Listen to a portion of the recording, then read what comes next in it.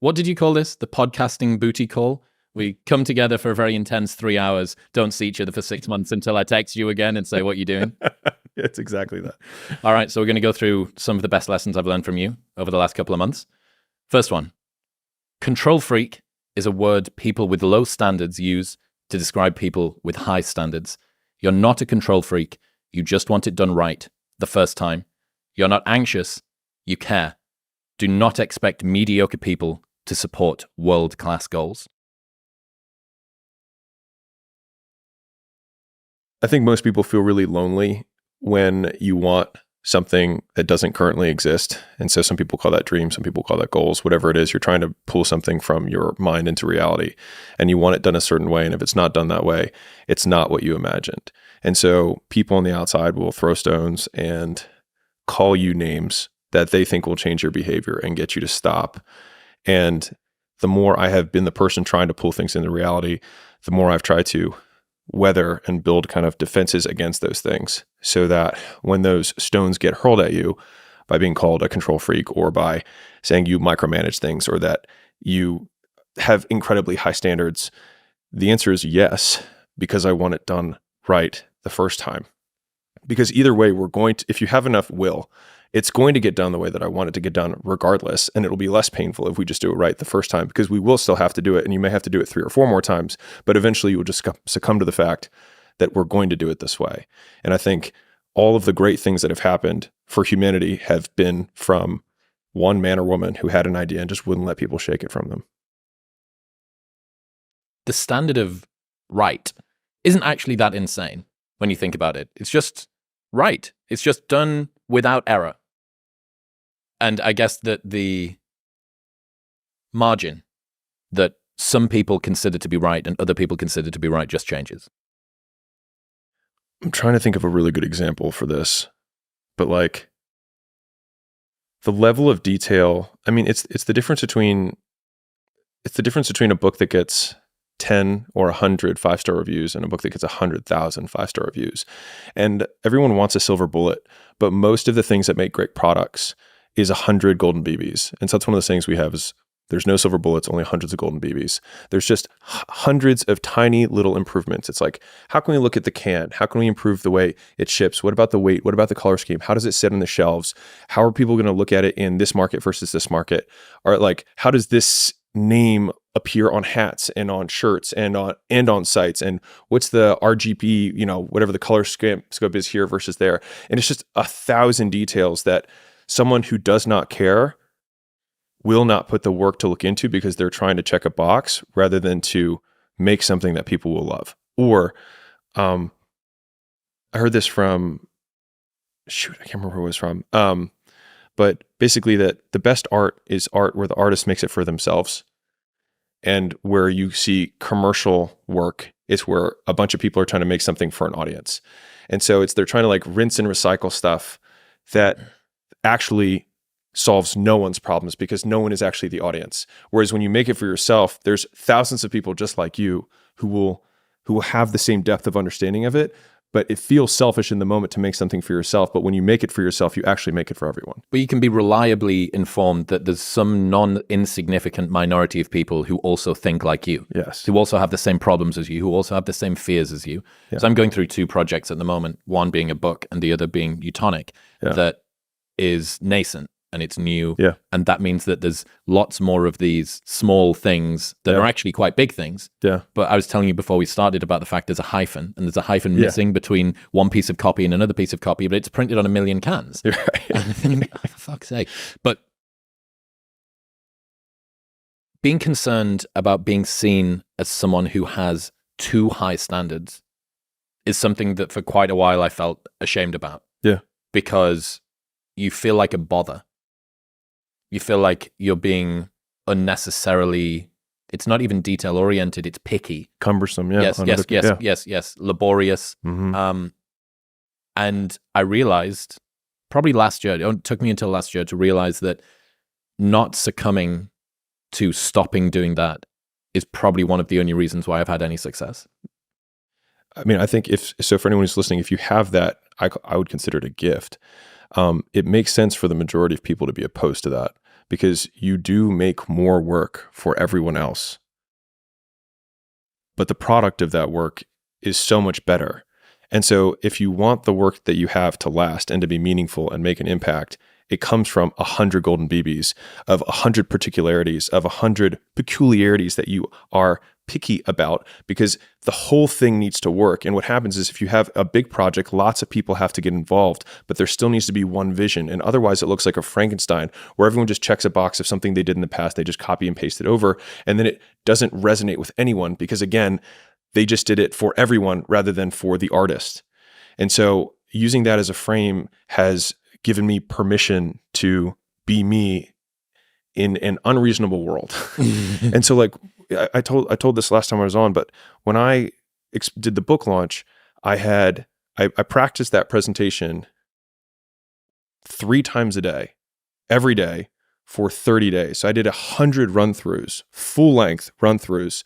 First where I did it out loud and recorded it. Second time where I would watch the recording and then edit in real time and then do it again. And I did that every single day. And so then when I came live and had 500,000 people or whatever, it came out, I think, flawlessly. But people were like, man, you're such a natural at this. It's like, well, I did it 100 times. And so sometimes people even hear 100 and it's just a big number. But when you do 100 repetitions of something, the first 5 times you're like, wow, I'm so much better. But then like the difference between 5 and the next 95 times is what goes from being great to being a masterpiece. And like it's that next 95 that I think is what makes people world class. And that's where everyone falls off. And that's why most people aren't. There is this pull, I think, from people who don't have high standards to people who do have high standards to drag them back. It's this like moving back toward the mean is killing the only competitive advantage that you had. Couldn't agree more. It's conforming, right? It's like people want you to do what they find comfortable, and most things that are like most companies deteriorate when the founder leaves and it happens slowly because you go from 100 golden BBs to 99 golden BBs and it doesn't look that different. And then there's 98 golden BBs and they're like, I don't know. And then 2 years later, 3 years later, you're like, I don't know. It doesn't have the same like magic as what it was. And that's because the art behind it isn't there because it's not unified anymore. It's not congruent anymore. It's 100 departments making decisions with people copying, pasting things for an audience that doesn't exist, rather than one person who's trying to be satisfied for an ideal that they are trying with all their might to live up to. I suppose this is one of the important reasons to have a singular figure that is the hub and all of the spokes come off it, because they're the only person that gets to see absolutely everything. And typically that would be the founder. In a podcast, that would be a host. In a solo music band, that would be the lead singer or the songwriter or whatever. They get to see everything. For instance, we've done some episodes before where it's been the night before and I've been not happy with the color grade because the way that something displays on mobile is slightly different to the way that it displays in Premiere Pro, and it's slightly different to the way that it displays in a 6K videographer's curved screen. I've gone, guys, it's not up to scratch. Well, we're not going to be able to get it in time for the export. We're not going to be able to get it in time to get it uploaded, and then there's checks that go through on YouTube. Right. Like, well, it needs to happen. Like, it just find a way to make this happen. And yeah, that impulse of just actually seeing it as something that you should lean into. Okay, well, it's not. And if you set the standard and if everybody else gets up to that standard, what it shows is the people who continually push up against that and don't meet that standard, they're just not built for this particular company. They're built for someone else that makes a mediocre product, but they're not built for you, who's making a world-class product. And I really want to jam down someone's throat right now. The whole like, don't be a perfectionist. Like it's just another word for procrastination. Mm-hmm. I actually think that's complete bullshit. I think that's my quote. Is it?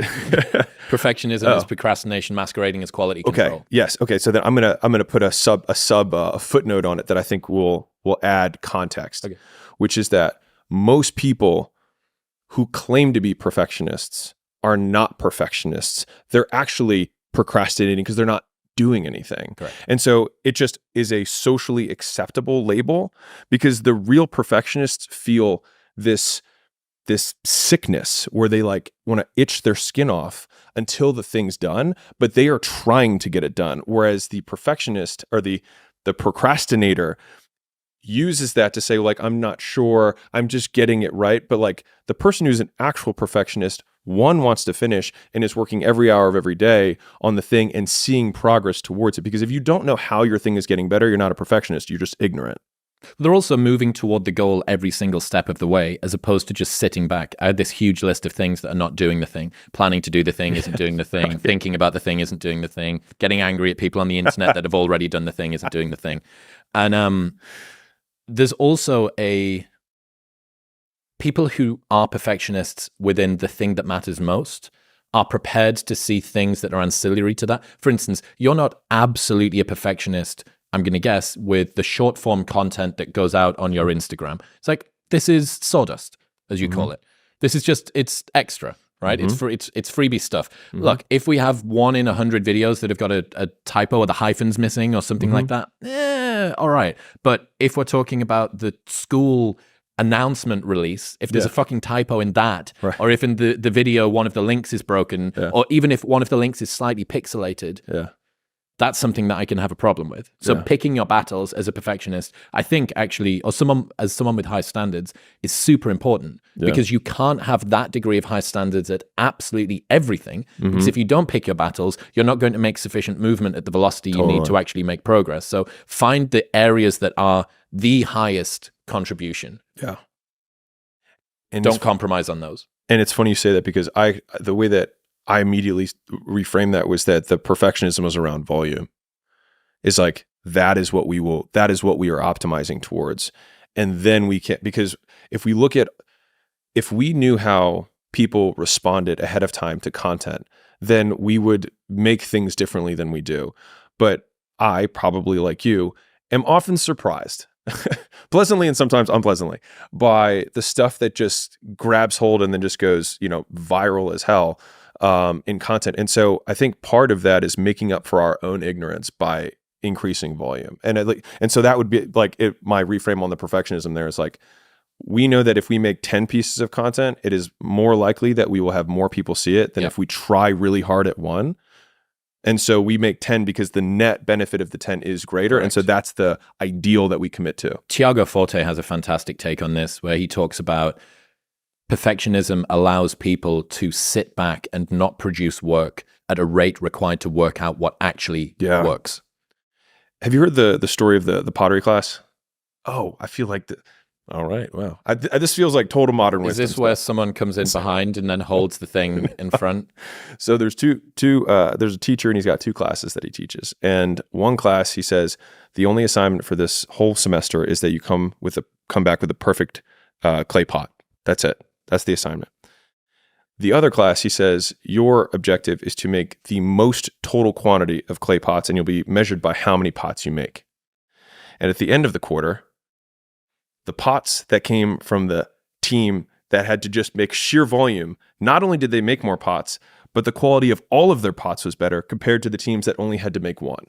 And it just underlines the biggest lesson that I've learned in my life, which is that volume negates luck, is that you can try to be lucky and pick the one perfect thing and try and make it. But if you don't want to try and be lucky, you can just do so much fucking work that you will brute force your way to figuring it out. Like if you do 1,000 podcasts, you'll be pretty fucking good at podcasts, right? But if you try to say, okay, you're brand new and all you have to do is make one perfect podcast. The problem is that you don't have the perspective from which to make a judgment to say what is good, because you have zero data to base anything off of. And so you're basing your idea of a perfect podcast on something that you've literally never done before. And so doing the volume gives you the perspective to then have the best podcast at number 1,000 or 1,001. Anyways, I just thought you'd love the clay pot. I know that story, but I thought it was photography. Oh, okay. So anyway, but no, I don't disagree. And it's finding the thing that is, to try and make this tactical, what is the thing that you don't need to focus on volume today? The goal is not to try and fit 10 podcasts into one set. It's to make this one as good as possible. But if it's shorts or reels or tweets or something, it's lower leverage, it's lower input. Yeah. Just get it out there. All right, next one. Here's how to get older without getting better, keep relearning the same lesson. If you keep making the same mistake over and over, the mistake isn't the problem. You are. So I define learning by same condition, new behavior. And so when you go to a video game and you battle through the level and you battle the boss, if you keep doing the same thing to the boss and you keep losing, then you have not learned because you have the same condition and the same behavior. And so I often say that, like, for anyone who's listening to this podcast, if the goal is to get better and you're like, man, I really want to learn something from this podcast. If you listen to this podcast and then you're in the same exact conditions as you were before, and then you do not change your behavior, you learned nothing. And so using that definition has at least allowed me to change my behavior faster, which then goes into rate of learning, which I define as intelligence. And so a lot of people are like, man, he's so smart, but he just doesn't. It's like, well, then if he doesn't change his behavior and he's in the same conditions, he's a dummy. He's not that smart. And so if you are trying to battle the same boss over and over again, and you don't change what you're doing, and the boss keeps beating you, then it's not the game's problem. It's your problem. You are the problem. And I think that's like if you continue, I talked about, obviously I talk to a lot of entrepreneurs, but I usually do this when I have a crowd. I just say, like, hey, raise your hand if you work all the hours of the day. And a lot, most of the crowd raised their hand. I say, okay, who here has been stuck at the same revenue level for 6 months or more? And then I say, keep the hands up. And like, honestly, most of the time the same hands are raised. I say, you're doing the wrong shit. Like, if you put all your inputs and the outputs haven't changed, then you have the same condition and the same behavior. And so you have learned nothing. And so that has always just been my reframe. And so over time, if you're moving up in entrepreneurship, you're moving up in career, your behavior should change because it means you've learned. Exposure to information isn't learning. Great TLDR.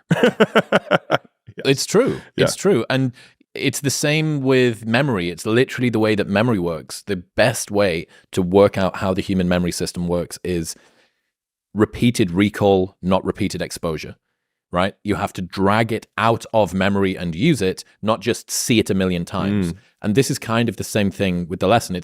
You can listen to any of the podcasts that exist on the internet, or the ones that we've done, or the ones that you love, or whatever. And if you don't apply anything, it's a waste of time. And this is the best solution for this is Tim Ferriss's The Good Shit Sticks. Look, what's the thing from the podcast or the book or the audiobook or the whatever that you read or listened to that you can't stop thinking about? That you go to bed and you think about it, that you took a screenshot or a screen recording and sent it in the group chat, that you like texted your mum about it at 3 a.m. Oh, this really explains the way that I felt in school or the way that I felt when such and such broke up with me or whatever. That's the thing. That's the thing to focus on. But a lot of the time, the problem with mental masturbation is that the amount of information you can intake versus the amount of change that you can deploy is asymmetric. Yeah, when I was getting started my entrepreneurial journey, and I would say this is like this I was when I was an entrepreneur, right? Like I hadn't quit my job yet. I started reading all these self-help books. And I remember reading, like, it was probably like my 10th book in a row. And I realized that the words in that book contradicted like the second self-help book that one was like, it's all about goals. The other one's like, it's all about taking, steps or whatever it was. Right. And I all of a sudden I was like, my life is the same. I've read all these books, but I still literally live in the exact same condo in Baltimore doing the same job. Like nothing has changed. And so I just made the commitment that whatever the next book that I was going to read, I would just not read another book until I'd done everything in that book.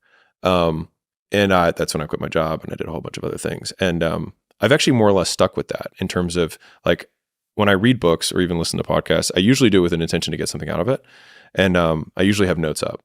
And so my intake on information, because I get asked a lot, I'm sure you do. Like I actually don't read that much.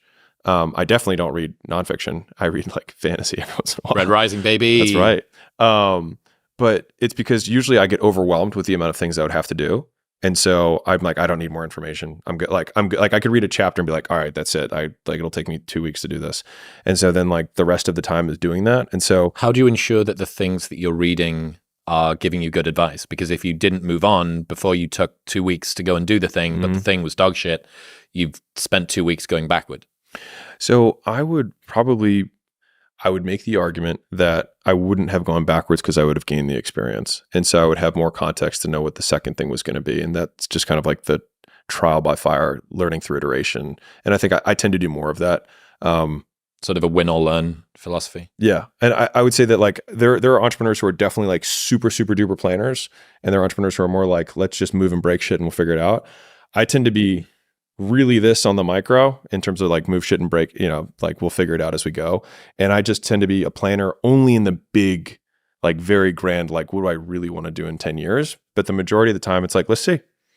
And we'll learn. I've learned so much, like so much of the content that I have comes from just fucking up in business. And people are like, this is such original content. I was like, this is just because that's what my life was. I made this mistake and it didn't work. But I said this one thing one time and then all these people bought and I was like, ooh, how do I do that again?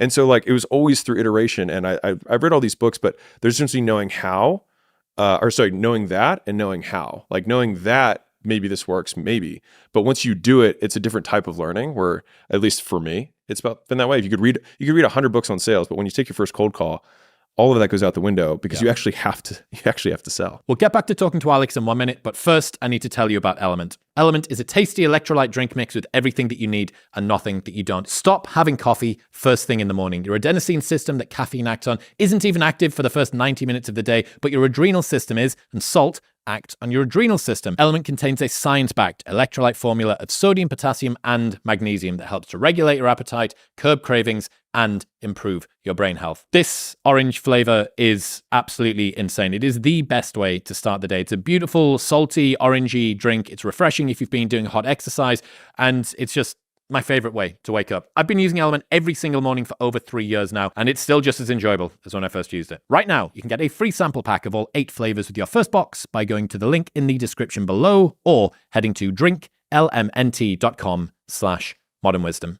That's drinklmnt.com/modernwisdom. This is related to something I wrote last week. Don't be so worried about people who imitate your work. They only know the what, but not the why. If you stopped being creative, so would they. A photocopier isn't an artist, even if it can recreate the Mona Lisa. I love that.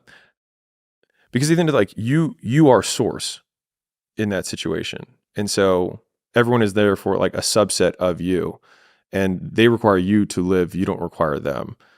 And the equal opposite is, I think we should be more fearful of when everyone stops copying you. Like the day that no one copies you is far, far more frightening than the day everyone's copying you. Yeah. Jimmy Carr refers to China as a cover band. That's great. Yeah. It's like they're the cover band of the Beatles. And he says, they're good and in many ways they're able to produce things at more scale and so on and so forth, but they're not driving the innovation forward in that same way. Yeah. The idea of getting upset about people copying is just ridiculous. Like,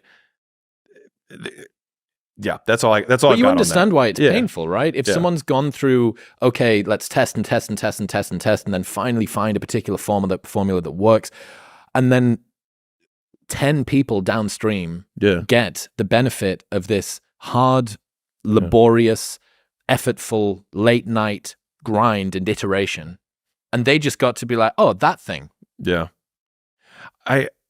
So I think that like they'll be able to copy what they can see, but they won't be able to copy what they can't see, which is understanding why each of those pieces are in place. And when something changes in the future, they won't be able to iterate from there because they don't know why it was there in the first place. Not the why. Right. And so like, I mean, I've obviously dealt this with in a business context where like real dollars are at stake. And so like in the gym world, Gym Launch, for those who don't know, I had a big licensing company. We had 5,000 locations. And anyways, so we had basically business processes that we would, iterate and figure out why this worked. And so then I used to keep a list of names, and then it got too long and tiresome to keep the names of all the people who tried to take the stuff and then sell it as their own. I say their names every night before I go to bed. You think I don't remember you? I remember all of you. Yeah. And so none of them 10 years later are still around. And none of them even came to a 10th of the size of Gym Launch. And it was because it wasn't theirs. Like the person that I would be far more afraid of, somebody who comes out with a significantly better system than what we had to help gyms make more money and help their clients more.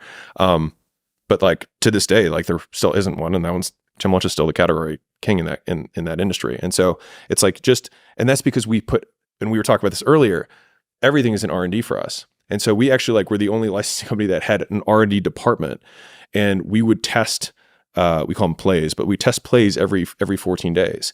And so we'd spend 50 or 100 grand on just a test. We'd be like, all right, let's test this new marketing campaign. Or we'd say, hey, let's test this new high ticket sales process. Or hey, what if we try to sell memberships via chat? Let's just give it a shot, see what happens. And honestly, 70% of the time, it was worse than the control. It didn't work as well. And what we would do is we'd present it to the licensees and say, hey guys, guess what we just spent 50 grand on that you don't have to spend money on?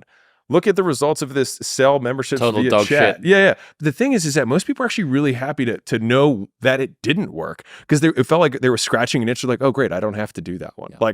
Someone did that test for me.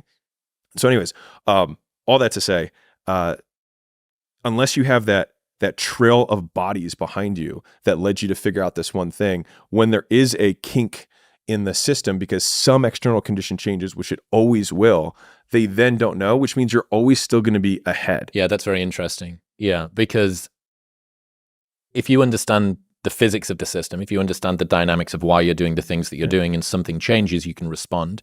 But it goes back to people with high standards.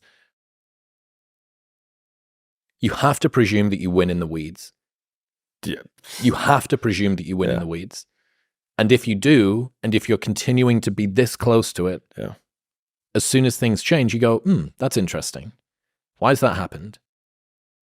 And that then allows you to continue to iterate. And you see it because you're in the weeds, right? Somebody who's all the way zoomed out, just copy paste that. They're late because they have to see that it's working consistently. So they're already 3-6 months behind. Then they start trying to figure out how to implement it. And then they start implementing it. And then what they don't see is the things that made the conditions that made it work to begin with. And so if you just assume that you're always in the lead, then it means sure, 2nd through 10th place will always copy number 1, but to the victor go the spoils. And so you will, no one gives a shit who is 4th place at the Olympics. Reminder that if you want to be exceptional, you're going to be different from everyone else. That's what makes you exceptional. You can't fit in and also be exceptional. Both have discomfort. When you fit in, you have internal conflict because you're not being 100% you. When you're exceptional, you have external conflict because everyone sees you as different. Pick one. When your friends start to say, you've changed, remember it's because they don't know how to say, you've grown.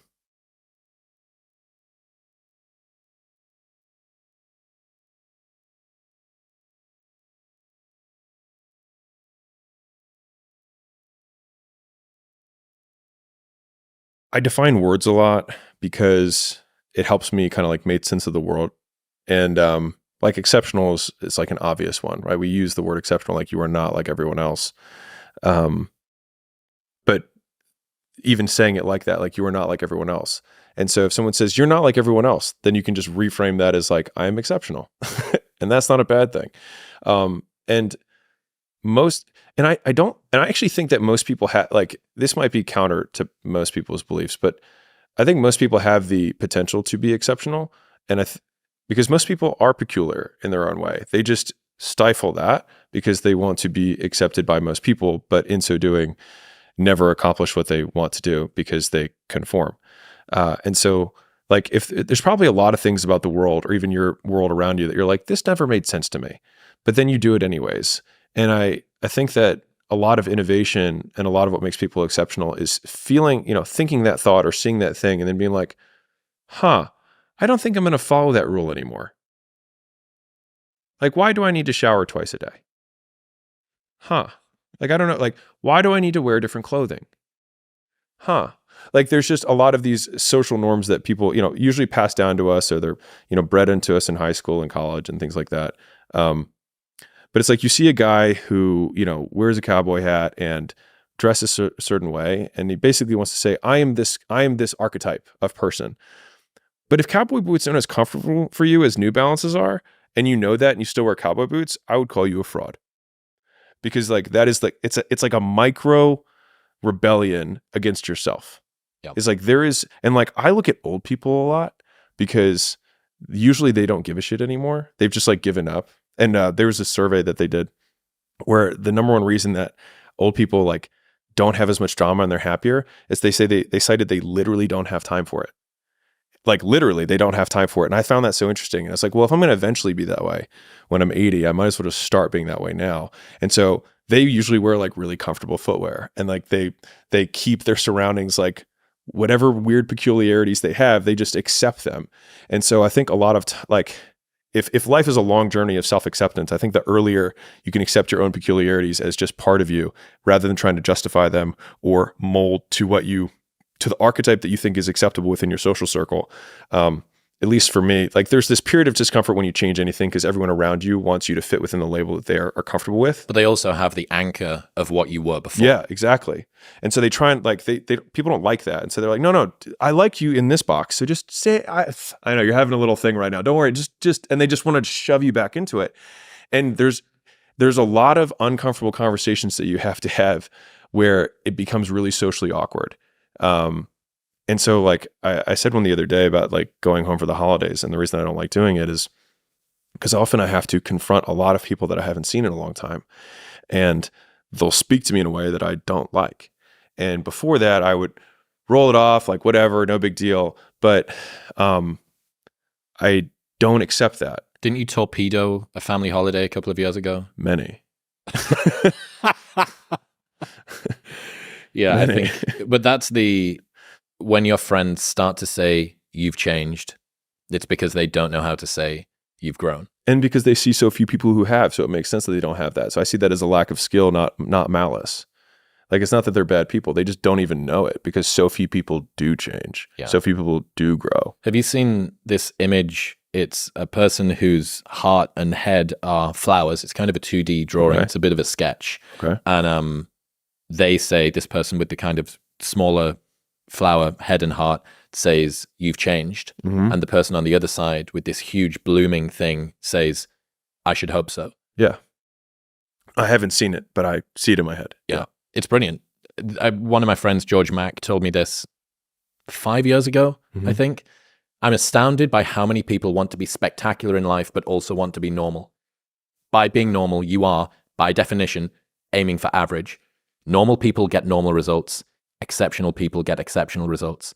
You literally can't do what everyone else does and expect to not get what everyone else has got. By doing what everyone else does, you guarantee average results. Okay. So this comes down to everything that like business. I mean, obviously I come from the business and investing world. Like if everyone is jumping onto crypto, like by the time you have all the information to make a perfect decision, it's too late. And by the time you have consensus where everyone's like, that's a good investment, it probably isn't, because it's already been mispriced, because it's already inflated and it's above what its intrinsic value is. And so like good investors fundamentally can think for themselves. And it's such an easy thing to say and such a hard thing to do. And so it's being able to say, if I shut myself in a room and I had to come up with a value for something and just use my own mind to come up with what I think this is worth, it's that answer that you get in a room, in isolation, with no internet connection, that you believe in that number more than every single other person's. And most people can't do that. But like that ability. And then what happens though is if you really have to believe in that rather than everyone else's, you double check your fucking math. Because if it is different than everyone else's, you have that is what opportunity advantage. looks like. Right. And it's like, and you have the potential to make a shitload of money or lose a ton of money because you didn't check your math. And so the more I've been reinforced for thinking independently, and in the beginning it's on small things, and then you just continue to reinforce that cycle of, I came to this conclusion on my own. It seems different than everyone else's, but I think my thing makes sense. So I'm going to do that. How would you advise someone to overcome that regression to the mean, that pull to not make waves, to not be heterodox or non-typical when it comes to their decision making? Because it's hard. You're talking about this internal conflict versus external conflict. Yeah. How do you make the internal conflict more important than the external conflict? For me, I was more miserable trying to make everyone else happy than I am now with everyone else unhappy with me. And so I think like from the social group that I had before I quit my job, if we're going all the way like ground zero to today, I talked to no one from that time in my life compared to today. And I was absolutely miserable and unhappy and unfulfilled. And I would say that the majority of those people probably don't like me today because I changed. I didn't do what I was supposed to do. He thinks he's so fancy now, et cetera, et cetera. And I think I'm just okay with that. And so I think coming to terms with the idea that I could be absolutely rejected by everyone I know, but like me, I was more okay with that because the alternative was I didn't want to live anymore. And so obviously there's degrees and there's continuums and there's stages of where people are at with that. But as that being the taken to its logical extreme, would I rather live for them than live for me? I would rather be hated by everyone and like myself. There's a degree of honesty is the right word, but it's also too simple. Like being completely 100% truthful with yourself. If that's the way, this is why, have I told you about the motocross, the rallycross thing that me and my housemate love? Mm-mm. Okay, so you know like Colin McRae, these guys that drive four-wheel, there's the dude in the co-pilot seat and it's 5 left bend, like all that shit. These guys that go and watch this are in the middle of some fucking wood in Ayrshire, right, in Scotland, and it's pissing wet and it's November and they've got a poncho on and they get to drive for however long to get to this place. You can even see, thinking about it, the hairs on my arms are standing up. This is how fucking dope it is. So these guys are there and they see some dude in overcast rain, freezing cold, soaking wet, go, and then they turn to all of their boys and they're like, ah! Yeah. Watching someone who loves anything with that much purity fires me up. Yeah. It fires me up. Like we love watching, we don't watch it for what the cars are doing. Yeah. We watch it for what it does to the spectators. And that degree of like just unencumbered passion. Yeah. Not being apologetic. Like they're probably wearing comfy shit. They're not wearing cowboy boots. Yeah, right. You know what I mean? No one, they look like a large condom in this poncho. Do they care? Right. They don't care. Yeah. And that's purity. Yeah. That's truthfulness and honesty. And really, like what are you hoping to be able to look back on your life or for people to say after you're gone if you don't do that? He was such a good guy and he never rocked the boat. Yeah. He was such a good guy and he always conformed to our expectations. He was such a good guy and he was so predictable. Right. Like people think, and I did throughout a lot of my 20s, I thought that what people wanted from me was someone that they could easily predict. But I realized when I thought about the people that I loved in my life, I didn't love them because of how predictable they were. Yeah. I loved them because of how unapologetically themselves they were. Mm-hmm. I have a friend who nearly ended a relationship that he's still with, the love of his life, who's probably going to end up marrying, because he refused to not sleep on the floor for 6 months as part of Alex Becker's doing it at the moment. Yeah. Like, he's like, sleeping on the floor seems to be like a pretty dialed idea. And she's like, I'm not sleeping on the floor. Well, I am. So they didn't sleep together for for like a long time. Yeah. Like those are the people that you love. And those are the people that you can, because they pay such a high price to do that. Yeah. You can be very reliable at presuming that they mean what they're saying. Mm-hmm. Because if they didn't really mean what they're saying, they would conform, they would take an easier path. I love all of that. I was trying to kind of consolidate it for myself and the listeners.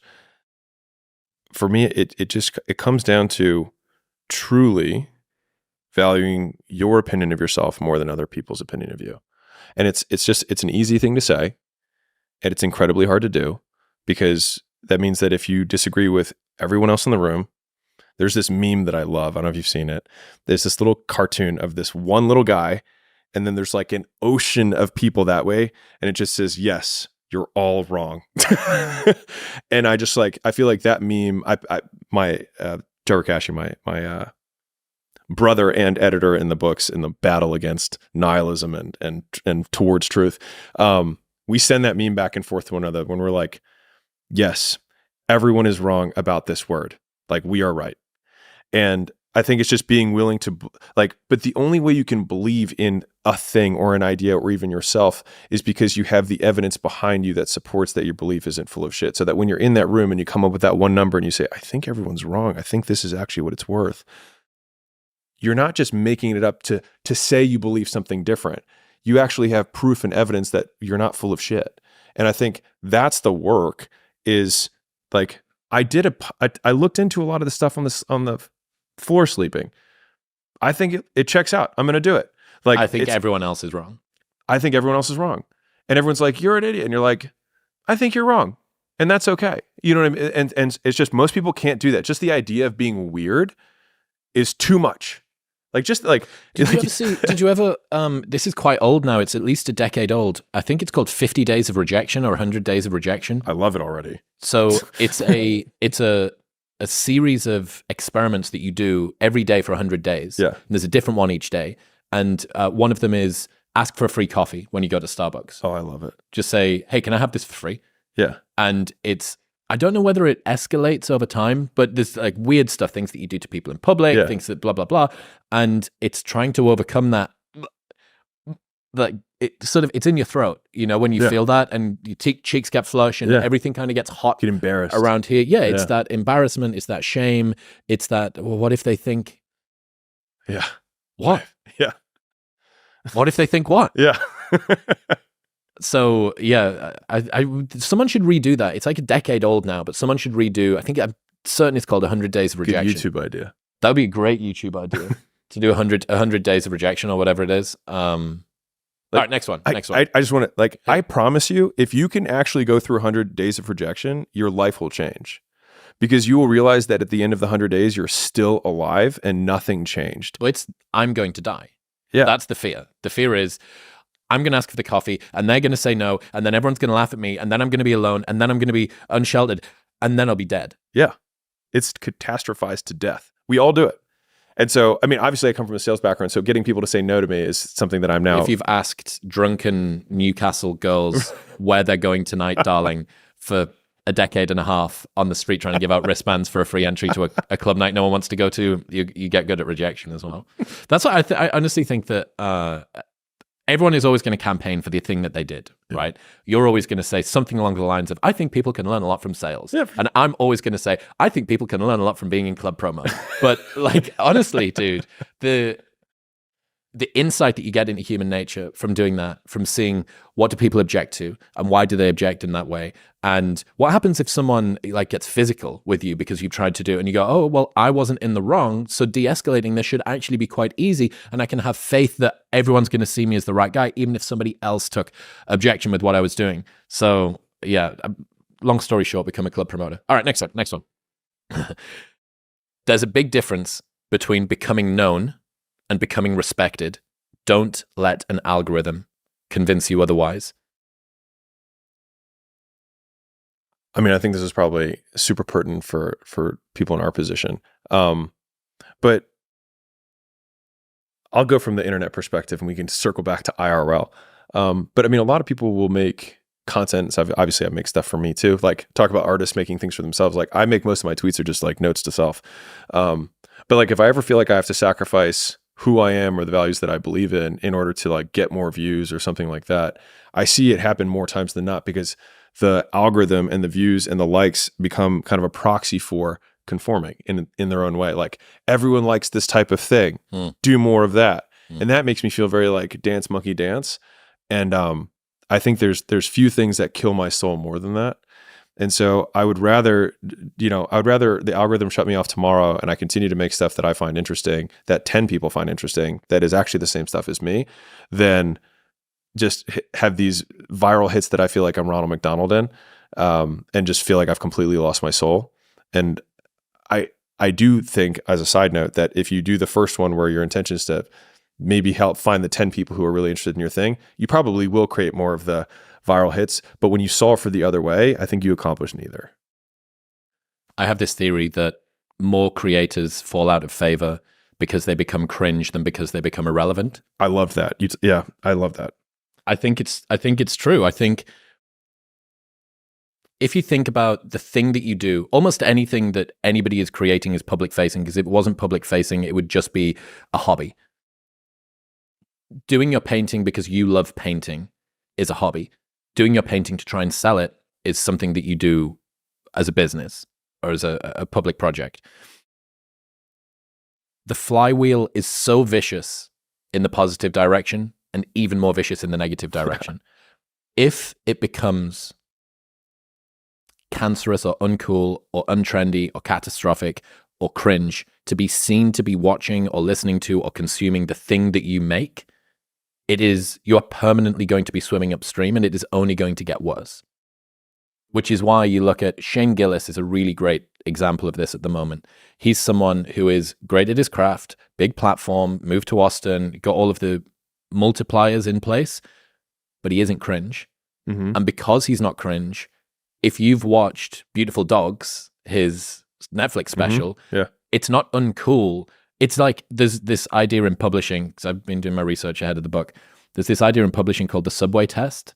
Right. Would someone be prepared to have the full dust jacket version of your book out on the subway? Okay. And if your book is like stop erectile dysfunction I was literally now, saying the erection problem, yeah, right? like yeah, like no more flatulence today or something. Like if that's your book, it's going to be very difficult. Or if it's written by somebody where it's like, oh, really don't want to do that.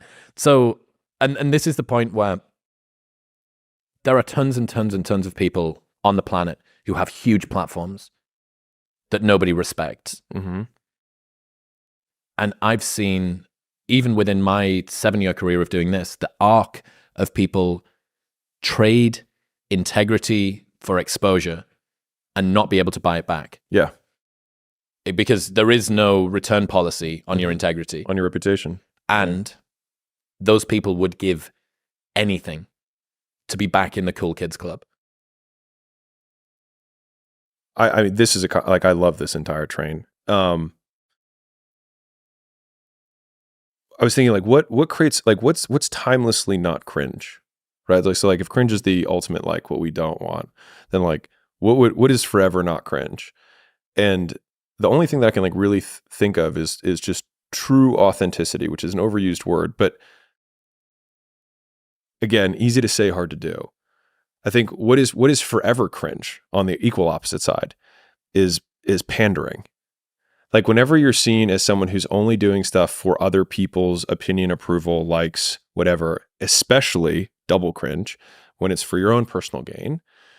And so if the equal opposite of that is something that is to my personal detriment, that is truly something that I believe in, it honestly doesn't matter what it is. Because there are some people that probably believe things that I don't believe, but I genuinely think, based on what I see, that they genuinely believe it, and they don't really stand to gain much for believing it. Yeah. There's no cringe there. It's just like that man fucking believes that. And I think that some of the characters in our current, politisphere and things like that, like many people, you say the word Trump and you have half the people who hate you and the other half that love you. It's like, I think most people agree that he believes what he says. Now, whether you believe the content of what he's saying is a different story, but I don't think many people have called him as somebody who's like, I think he doesn't really think that about himself. Like, no, I think he really does. And even I'm just going to push the edges because that's where you have to like explore the fringe. Look at someone like Kanye, who's been borderline canceled for, multiple times, right? But like, why is Kanye quote uncancelable? Because he hasn't been, right? Not really. Like if he came out tomorrow with a hit album, I'll bet you it would fucking sell. Because I think that, at least for me, from what I see, I think he does what he believes. And people might be like, he's mentally unstable. There's all these other things, but like, no one thinks he's being fake. And I think that like, if that becomes the North Star of like, I just never want to become cringe, then it's just never be fake. In other news, this episode is brought to you by Marek Health. I wanted to get my blood work done last year, and after a ton of research, I found that Marek Health has the most sophisticated and comprehensive service in America. In fact, I loved the process so much that I reached out to the owner to partner with them on the show because that's how much I believe in their service. They don't just provide you with supplements, they also suggest lifestyle interventions, training, diet, and everything else. It really is insanely comprehensive. It's great to feel like you have someone professionally trained who is in your corner helping you to understand what's going on inside of your own body. When I started working with Marek, my testosterone was 495, which isn't super low, but isn't great. And after 6 months of working with them, it was at 1,006. So in less than 6 months, they more than doubled my testosterone without using TRT. Right now, you can get the exact same blood panel and service that I got with a 10% discount by going to the link in the description below or heading to marekhealth.com/modernwisdom and the code modernwisdom at checkout. That's MAREK health.com/modernwisdom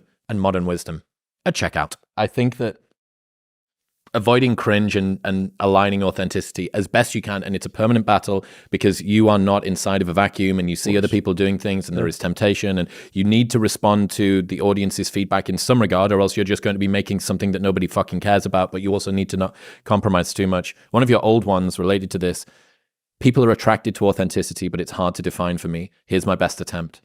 True alignment of what you think, what you say, and what you do. The hardest part is realizing that our thoughts are fucked and that we have to fix them instead of faking the next two. Wholeheartedly agree. You said it. Man. Yeah, that's dead on. Well, I've got a really cool idea. Herostratic fame. Many people would rather be hated than unknown. In ancient Greece, Herostratus burned down the temple of Artemis purely so that he would be remembered. Nowadays, we have nuisance influencers who stream themselves committing crimes and harassing people purely for clout. Herostratic fame. Yeah, that's like you gain the world, but you lose your soul, kind of. I mean, I'm also the last person to judge. And so, like, if that's what you want, then by all means do I don't it. think it's what people want. I think that they think it's what they want. I've been playing with this idea, or this name, one of the concepts that the book will be focused on: intentionalism. Mm-hmm. And Essentialism by Greg McKeown is one of my favorite ever books, and I figured it would be a nice like hat nod. Doing what you mean to do and wanting what you want to want is so fucking hard to do and so rare because we're built to conform. I think one of my life goals, and I can summarize it in a question, but is to be fearless. And it's, I mean, equal opposite, courage is another word. But I love this question, which is, what would you do if you weren't afraid? And I love thinking about that when I'm thinking about big life decisions. Like, what would I do if I weren't afraid? And it's usually like the big one, the bigger thing that I really want to do, but I'm afraid to do it. It's like, that's what I should do. And to your point about you had the 5 things that you told your team, the one that we have is originally it was something that we called 1 of 1, which is make only things that we can make. Like, you'll never see a Coca-Cola business breakdown from Alex Hormozi because anyone can do a Coca-Cola business breakdown. That's not 1 of 1 content. But if I say I doubled the sales of this company by implementing these 4 things, no one else can say that because no one else did it, right? And so it's 1 of 1. And so as the book launch and whatnot came, we took 1 of 1 and it became this big, massive thing. And it stopped being about like, what can only do things that only we can do. It was about doing things that we didn't even know we could do yet, which became 1 of 0. And that's why that became the brand that I'm going to continue to wear for the next few years, and build that association. But I think that kind of encapsulates my personal life goal, which is like, what would I do if I weren't afraid? And what would I do if I knew I couldn't fail? And the idea that I will never wish for fewer epic stories at the end of my life. And I've never regretted failures. I've always regretted things that I didn't try. And so just along those lines of trying to create more bias internally towards action rather than inaction, and normalizing consequences of failure as we said earlier, win or learn. And I think that little frame, believe it or not, for anyone who's like on the teetering edge of like, what should I do that thing? When I was debating quitting my job, which is still the hardest decision I've made to this day, still of the many that I've made, was I figured that if I didn't make the entrepreneurship thing work, I would have a hell of a story for business school. And that was actually like the reasoned argument that I gave myself for being willing to quit, was that I think that with my experience, I'll still be able to get a job, and I'll have a really cool story of entrepreneurship that I could use to apply to get into business school and then eventually get a job later. And so most times we catastrophize any failure to death, right? Which is like, I'm gonna fail, I'm gonna lose all my money, I'm gonna be homeless, no one's gonna talk to me, and I'm gonna die, right? But like, if you play it out 2 natural steps, like, okay, I lose everything. What do? I would probably have a couch or floor that someone would lend me, because at least socially, I haven't fucked everyone I know. And so I have that. It's like, okay, so I would have some capacity to do that. Okay, is there anything that I could do in the meantime in order to make money? Well, sure. I could drive Uber and strip. And I've already, I've told this story before, but for me, that was genuinely my plan B, because I knew that I could probably make 70, 80 grand a year driving Uber. I could probably make 150 stripping, maybe 200. Strip at the gay bars, the guys pay better. And then, boom, I've got 280,000 a year. I could live on the floor, and then I could restart again. And so that's because I don't have a lot of shame with that kind of stuff. That's not like, that doesn't matter to me. But I think playing out the fear, Layla says this, and I love it, but that fear is a mile wide and an inch deep. And so it looks like this ocean that you're going to step into and drown. But as soon as you step into it, you realize it was not that deep at all, and you can keep walking through it. And I just love that visual, because a lot of times when it's like we have this anxiety around this big decision we have to make, if you actually take the step and realize that it's not death, you're not going to drown immediately. There's plenty of other steps you can take from there, even if you get a little wet. Did I tell you my story about a friend who went through a cancellation and was worried he was a coward? Oh, like a public cancellation thing? Okay. So I went for dinner quite a while ago now with this guy that I was pretty interested in, and he knew what I did, and we sort of bumped into each other, and what are you doing? Let's go for dinner. And I knew about the situation that he'd been through, but he didn't know that I knew. So I was like, tell me, like, there's no pressure, and he was able to be unencumbered. And basically he went through like a tough cancellation where kind of the whole world came down to bear on him. And he was telling me this story. I was in a very interesting time. I was like being very reflective.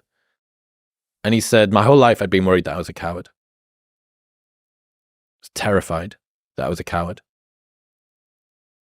But I'd never been through a situation where I'd had to bring absolutely everything to bear on my life.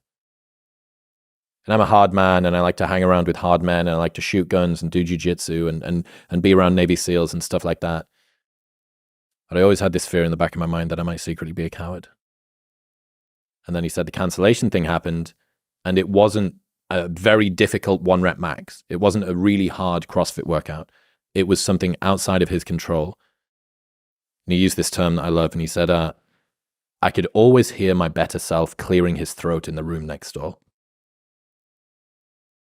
And I always wondered what would happen if I had to really, really wrangle everything, if the whole world came crashing down on me. And I wanted to work out whether or not I was a coward. And he said, thankfully, he kicked the door in and came through. But I just love that I could always hear my better self clearing his throat in the room next door. But he'd never been fully tested. Done lots of hard things, a lot of acclaim, very successful, blah, blah, blah. But we all know, that's your thing, right? Like, but I'll know about whether or not you've left something on the table. Mm-hmm. And there was always just 5% still in the tank when he was doing things, about how he felt, about how invested he was. He always had a get out of jail free card in one way or another.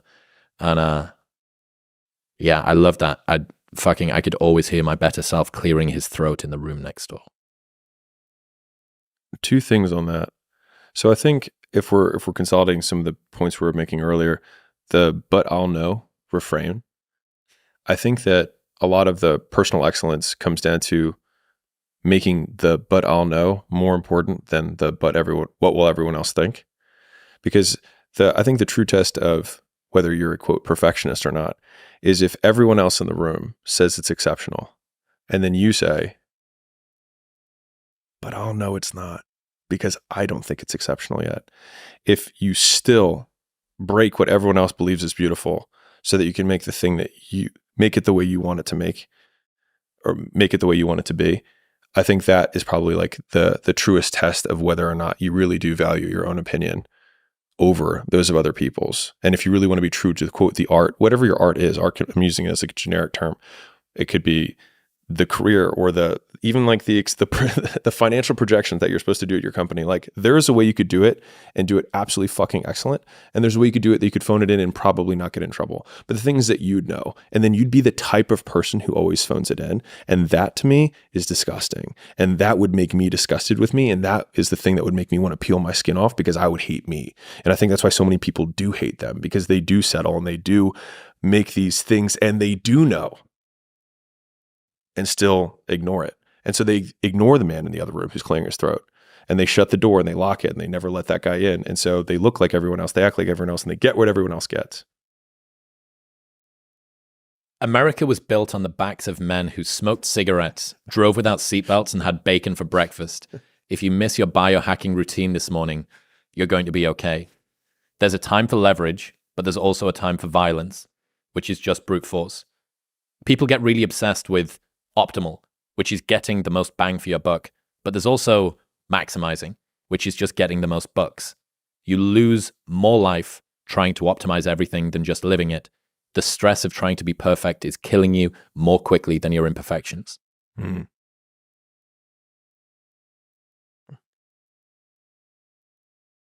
I think that's an ode to being willing to take huge amounts of imperfect action towards one goal, and being willing to sacrifice other things for an extended period of time, despite the fact that other people will say they're making a sacrifice. Like when we enter seasons, I call it, the season of no, which is where I have an extended duration where I say no to almost everything. And most people say that's unbalanced, and they hurl that as though it's a bad thing. They're like, that's so unbalanced. And you're like, yes, that's the point. Because if I had a balanced outcome, then I won't have the outsized return on this one thing. And so again, like there's so many of these little insults that people will throw at you, like you're unbalanced, you changed, that they intend as insults. But if you actually don't take your society programmed response and say, oh, they mean to insult me. But if you actually think about what they're saying something that's true. And then we just need to be okay with that truth because that was the choice we made to begin with. And so I think about that a lot, which is like, how many things do people tell me that they intend to insult me with that I can take as a compliment? Didn't someone bump into Layla walking down the street? Yeah. It happened so recently. So yeah, we're walking in the street. Someone bumps into her. We don't always walk like side by side because there's lots of people. So we like split up sometimes. Anyway, she comes back to me and she was like, guess what this guy just said? And I was like, what? And she was like, he called me a skinny bitch. And I was like, what? But she seemed so happy. And I was like, I just kind of shook my head, like, tell me more, like, explain. She was like, I mean, he said I was skinny. And I was like, this is the perfect example of him hurling an insult and her choosing not to be insulted. Thank you. Yeah, thanks. No, but really. Yeah. Do you really mean it? Yeah. I wonder how many times we've been insulted, even in my younger days where someone said something to me that like, if I had my current brain, I could have been like, you really mean it? Thanks, man. And, yeah, like so unbalanced. I remember I took that as such an insult for such a long period of time. Now, part of that was because when I was being brought up, balance was like one of the big frames of my household was like, you have to be balanced, which really just meant you have to be awesome at everything. But balance was the word. So being unbalanced was a term that was used as an insult. And so for so many years, I wanted to be balanced. But then I was like, well, nothing great was ever achieved by people who tried to be great at all things. And so I was like, okay, I'm just not going to, I might not have a great relationship for a long period of time. I mean, there was like a lot of people don't know this, but in the early days of our relationship, even when we were married, I told Leia, so the first 3 years, I said the business comes before our marriage. So a lot of people don't know that. And I was like, well, to me, it made sense. It was like most people break up over money. The business makes money. So the business feeds us and then we will be okay. And that was kind of my thinking around it. And we eventually flipped that and said, like, if we're good, the business will be fine. But it took 3 years to get there. But all that to say, like, I think having periods of imbalance, and maybe, to be fair, if I hadn't had that priority at that time, maybe gym launch wouldn't have been what it became. And so I can't look back and say like I should have done it different, because it's really easy to say that now. But like I might not be here to say that if I had been that way. Oliver Berkman's got this great frame where he talks about choose in advance what you're going to suck at. Oh yeah. It's in 4,000 weeks. And if you are a type A go-getter person who has what I call the curse of competence, your options in life are restricted more by what you choose than what you can do. Mm-hmm. You will feel disquiet when something that you used to be great at begins to slip because you've focused your attention elsewhere. You used to be in really great shape. You said that one of your goals this year was to get a raise, or to be able to buy your first house, or to find a partner, or to do whatever. Hey, guess what? If you're spending 4 or 5 nights a week going to places where you can maybe date, or going out on dates, or doing whatever, you're probably not going to have as much time to dedicate to the gym. Yeah. If you want to get that raise or be able to save for your first house or whatever, you're going to have to work later, which maybe means that your friends are going to drop off.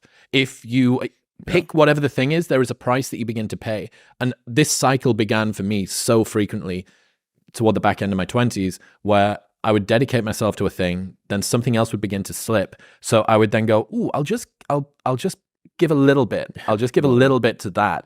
And it's not an additive system, it's multiplicative. It's not 2 plus 3, it's 2 times 3. And that means that the more that you attend to the thing that you say that you're going to do, the more the gains accrue to you. And then you can still pivot back, but you need to periodize things. And this is a frame that I wish, even now, it's still something that I struggle with, realizing that now isn't forever. The thing that you're doing right now doesn't need to be forever.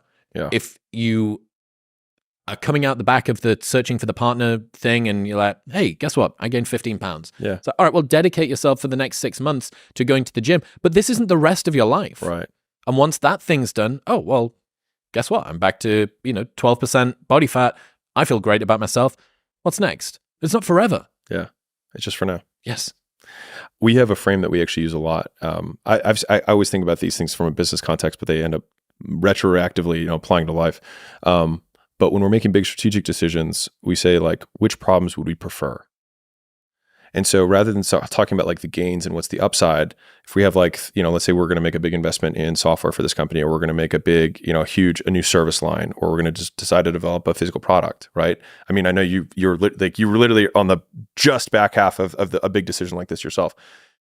It's like, okay, let's imagine what the problems are going to be if we decide to do this new service category. Well, some people are going to complain that they're not getting results from this thing. We're going to have a ton we might have some negative reviews in the short term that we're going to have to deal with. Like, let's look at what happens when one of our favorite customers tell us to fuck off.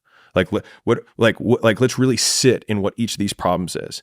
And then when we spell out all of the problems and we don't even think about the upside, say, which of these problems do we prefer and which are we more equipped to deal with?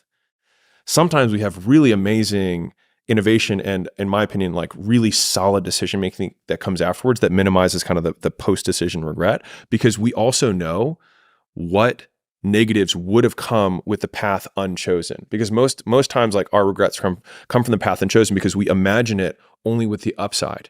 We only think about, I think there's a book where a girl lives many different versions of her life.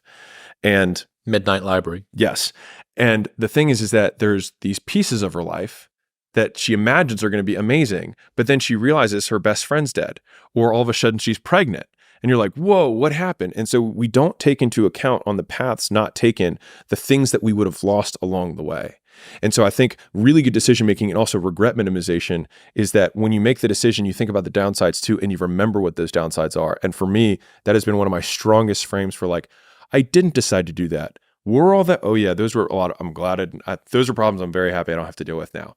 In other news, this episode is brought to you by Nomatic. You might have seen that I recently was on the road for a full 28 days using just hand luggage, because hold luggage is a psyop meant to keep you poor and late. And almost everything is down to this backpack and the carry-on that I was using. This is their travel pack, their 20-litre travel pack. And honestly, it is the best backpack that I've ever found. It would take way longer than I've got to explain all of the different pieces of tech that are inside of this. But it basically allows you to pack so much more stuff with so much less fuss. And It's outstanding. They're beautifully designed, not over-engineered, and has a lifetime guarantee. So this is literally the final backpack that you will ever need to buy. Also, you can return or exchange your bag for any reason within 30 days. So you can buy it, try it, use it, and carry stuff in it for a full month. And if you don't like it, they'll give you your money back. Head to the link in the show notes below or go to nomatic.com/modernwisdom. Use the code modernwisdom at checkout for a 20% discount off everything site-wide. That's nomatic.com/modernwisdom and modern wisdom at checkout. Thinking about the perils of over-optimization is something I brought up with Huberman last year. And, I think a lot of people, I have a friend who's a very well-known DJ that told me he was falling out of love with DJing because he knew that it was damaging his sleep. And because he knew how important sleep was to performance, that he'd kind of got him, the bar stool had been turned upside down a little bit. And the thing that he was trying to do was being sacrificed for the thing which is supposed to facilitate it. Mm-hmm. And that's where you lose more life trying to optimize everything than just living it. The stress of trying to be perfect is killing you more quickly than your imperfections. All right. So I'm glad we came back to optimization because there's obviously on the extreme, there's guys like Brian Johnson with Blueprint who are trying to like live to 200 or live forever. And I respect that. I respect dedication to anything always. Interestingly, I've always been a maximizer. So I've actually not really been an optimizer in my life. It's just like, as soon as I have an input-output equation where it's like N equals X, and it's like, and if I want 10X, I do 10N, I'm like, great, then can we do 1,000N? Like, I just want to do as much of that as I humanly possible. But I love competitors who like optimizing because I always see it as a weakness. Because it's so easy to exploit. It's like, oh, you need your 8 hours of sleep, or you need your morning routine, or if you don't have your supplements, you're just totally fucked. Or like, I didn't have my coffee this morning, so I can't function. Like, I love to compete against people like that because they're so easy to break. It's fragile. Yeah. And so what happens is the optimizations become superstition. Correct. And so my fear around, and maybe I take a more extreme stance on this, but like, I've always wanted to be able to, with an internet connection and a laptop and a fold-out chair, go make money. And always have that as my North Star, that anything else is extra. And I feel like I lose more quickly when I get into this optimization cycle around, because I remember years ago, I bought one of those rings that tracks your sleep. And I kept trying to like set sleep PRs. And you can only get so high anyways. And then I started stressing more about not hitting sleep PRs, that I was sleeping worse than when I wasn't tracking it. And so then I was like, well, fuck this thing. And I slept fine the next night. And so obviously microcosm, I'm a big believer in tracking progress in general, but just the idea that we become so overly romantic around these things that sometimes you just have to break shit. And sometimes you have to be violent. And sometimes when you're on your journey, you're not going to sleep much. And you're going to like, there was a 2-year period where I did turnarounds for gyms. I flew around the nation. Every month I would do a new gym. I ate out of gas stations and I ate gas station food. And I gained weight during that period of time. And it was for then and not forever. And I'm in shape now. And so whatever, who cares? And so like, I used to tell this when I was selling weight loss to people. I'd say like, who cares if you get in shape for 6 weeks out of 80 years? And like, right as they're about to sign up for a membership, I was like, you want to sign, and then this is how I would sell longer memberships, but like, it's also true.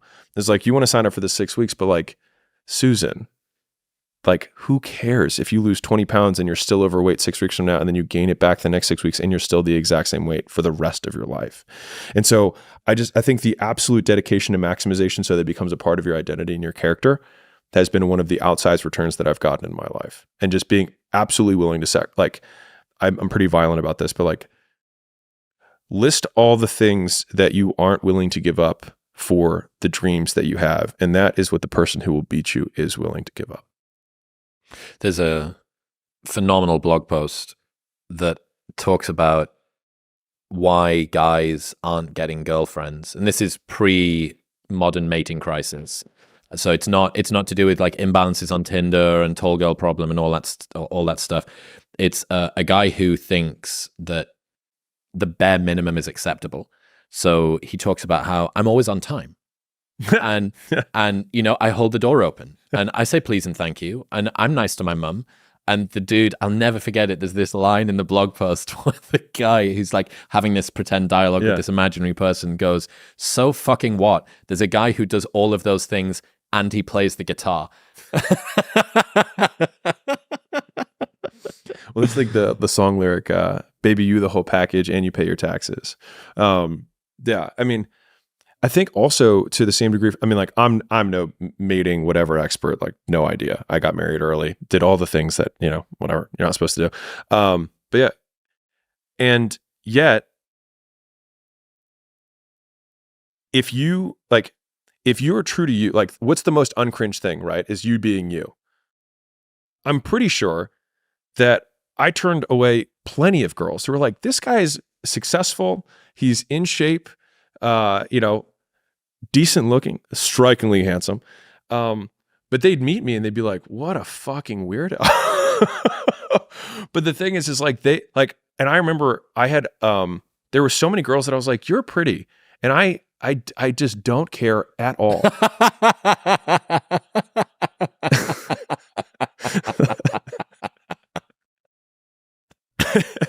And so I wanted someone who got my peculiarities, who was like not only like accepting of them, but just like down for it. And so I walked through most of my, and to be fair, as a side note, for anybody who like wants to quote be exceptional, you're going to be different and people are going to think you're weird and like you might not get second dates, but real, you're not going to want the second date too because they're not like you. Like when you get unplugged, you're like, oh wow, everyone's a sheep. This is weird. And you just go on a zillion first dates to be like, yet another one. And every once in a while you see a glimmer in someone who they're like, oh, you think for yourself. Like you can make your own conclusions. I remember when Layla and I went on our first date, we went at a frozen yogurt store. And so of course I'm like, so you know how they make their money here, right? I was like, so these things weigh this, they charge this per ounce. And I was like breaking this whole thing down. And she was like, oh yeah. And they do this and this. And I was like, wait, you see this too? Like it wasn't like just like Alex just talking like about the business. child out of the fucking Sixth Sense or whatever it is. I was so excited because normally I would just have to like I would talk about the stuff that at least I like to talk about because then we'd pass the time. Not good dating strategy. I'm just here to entertain myself. Yeah.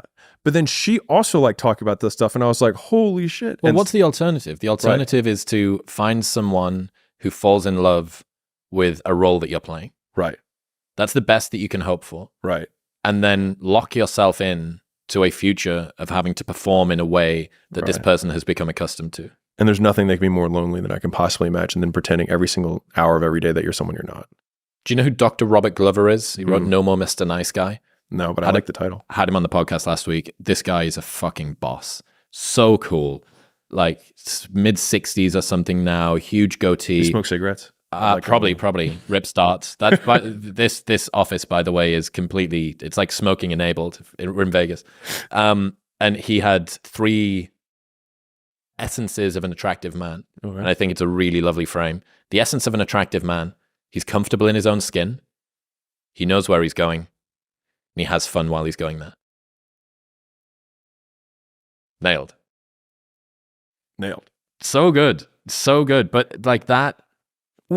If you think about that as okay, so if you're in like even like an attractive man, whether you're married or not, like I mean, on the flip side, it's like, do you want to be married and then choose to become unattractive? Well, no, of course not. And so it's like if those are 3 ideals, it's like you have direction in your life, you're internally comfortable, and the fun part is what makes you, partially attractive. And now, mind you, if you just have one of the 3, you will find a mate who's attractive. Like if you just know with all your fucking soul you're going somewhere, people will want to rally behind you. Yep. Even if you're not having fun, and even if you're not that comfortable. Got 10 kids. Right, and even if you're not that comfortable in your own skin, but you're like, that guy, like no matter what, he's gonna fucking get there. On the flip side, if you don't know where you're going and you don't even have much fun, but you're like, that guy is comfortable, like say what you want, but that guy is good with him. That's like that'll like if you just had one, and if you just have a shitload of fun, and you don't know where you're going, and you're not that comfortable, like you'll still have people. I'd probably prefer the first 2 to the third, but but like as ideals, like fuck, very strong. The only insults that hurt are the ones we believe. Next time someone insults you, remember they're going to die. Everyone will forget about them, and if no one will remember them, then you might as well forget about them now. They are irrelevant. Your dream, your actions, your outcomes. So now you know what the inside of my head looks like. I mean, I put almost everything immediately to death. And that's like, maybe it's a coping mechanism, maybe it's a perspective mechanism. But like, it's, you want to hear, I was really strongly considering having a parody, tweet profile of my own that I also run, that no one would know that I run. That is just like all my very, very controversial beliefs. But I'll throw a taster out now. Murder is just picking when someone dies.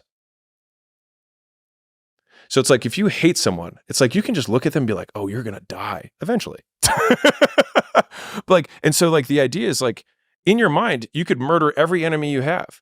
You just don't get to pick the time. But I just find that such a, like, murder only changes when, not that someone's going to die.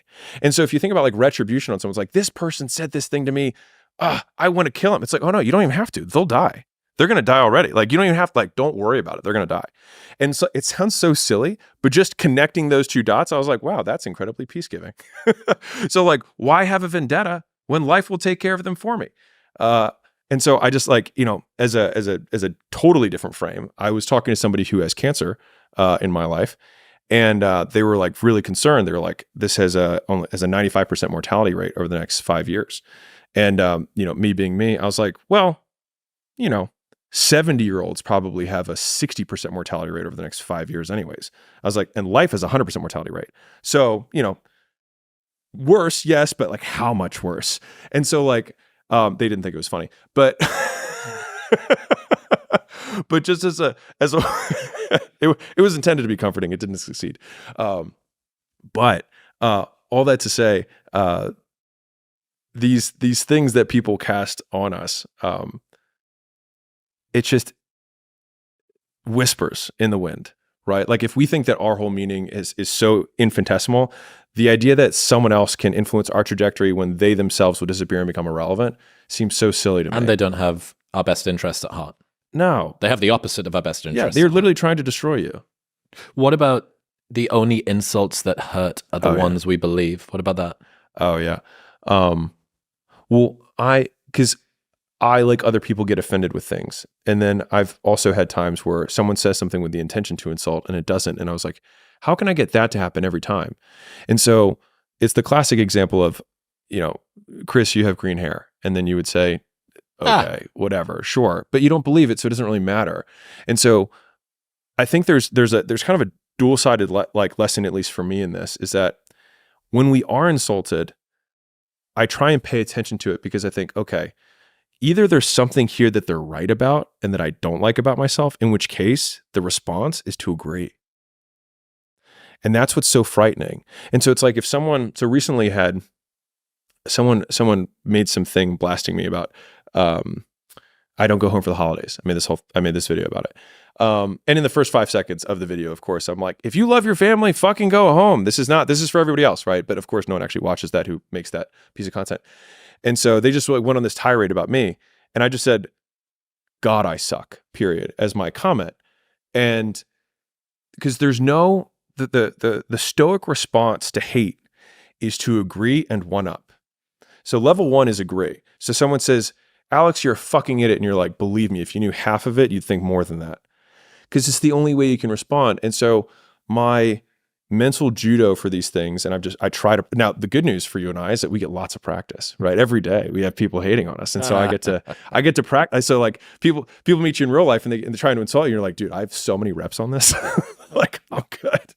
And so it's just like, can I one up their insult?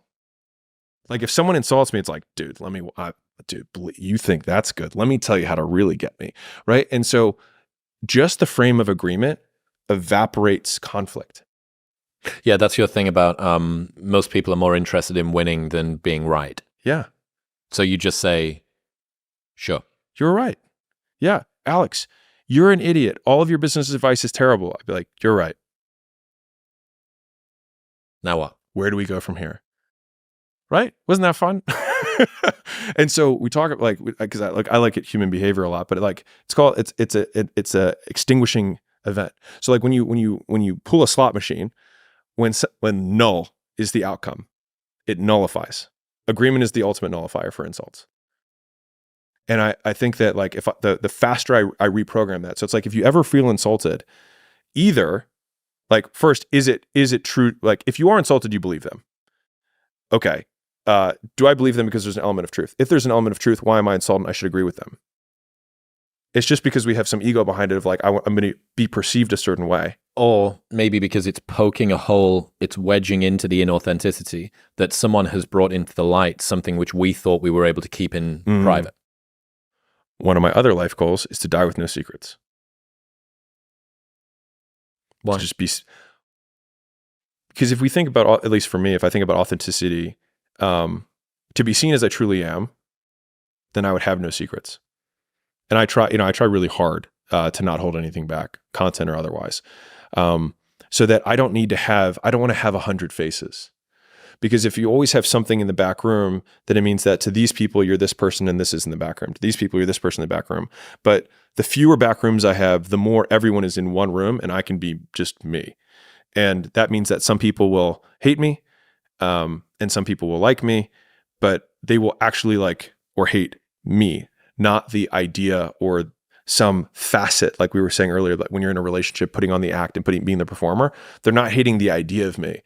They actually hate me. And at least there's some weirdness about like, at least that's true. In other news, this episode is brought to you by Shopify. Shopify is the global commerce platform that helps you sell at every stage of your business. From the launch your online shop phase to the first real life store stage to the did we just hit 1 million orders stage, Shopify can support you every step of the way. From their all-in-one e-commerce platform to their in-person POS system, whatever you're selling and wherever you're selling it, Shopify has got you covered. Shopify helps you turn browsers into buyers with the internet's best converting checkout, 36% better on average compared to other leading e-commerce platforms. Shopify powers 10% of all e-commerce in the United States, including huge brands like Gymshark and my brand, Newtonic. We literally launched Newtonic on Shopify because it's the best platform for e-commerce. So if you want to start selling without learning to code or design, this is where to start. Right now, you can sign up for a $1 per month trial period by going to the link in the show notes below or heading to shopify.com/modernwisdom, all lowercase. That's shopify.com/modernwisdom to grow your business now, no matter what stage you're in. There's a lesson that I learned from Rob Henderson, which is like an interesting addition to what we're talking about here. And he asked the question, why do we feel insulted or why do our cheeks flush when somebody accuses us of something that we know that we haven't done?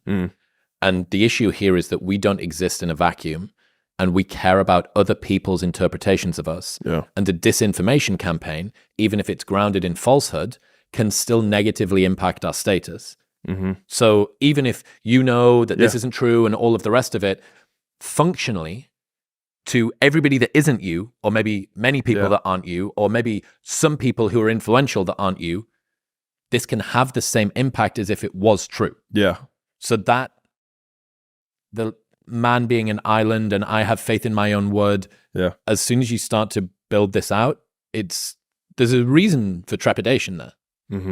I think so. I was trying to think about like what are counter examples. So like if someone attacks your character, right? So let's say someone comes out and says Alex did some sort of sexual allegation or something like that I know isn't true, whatever, but they say that. Now that's going to besmirch my reputation, right? Now I can't be like, you're right. And if you really knew, right? You know, like, right? So I can't.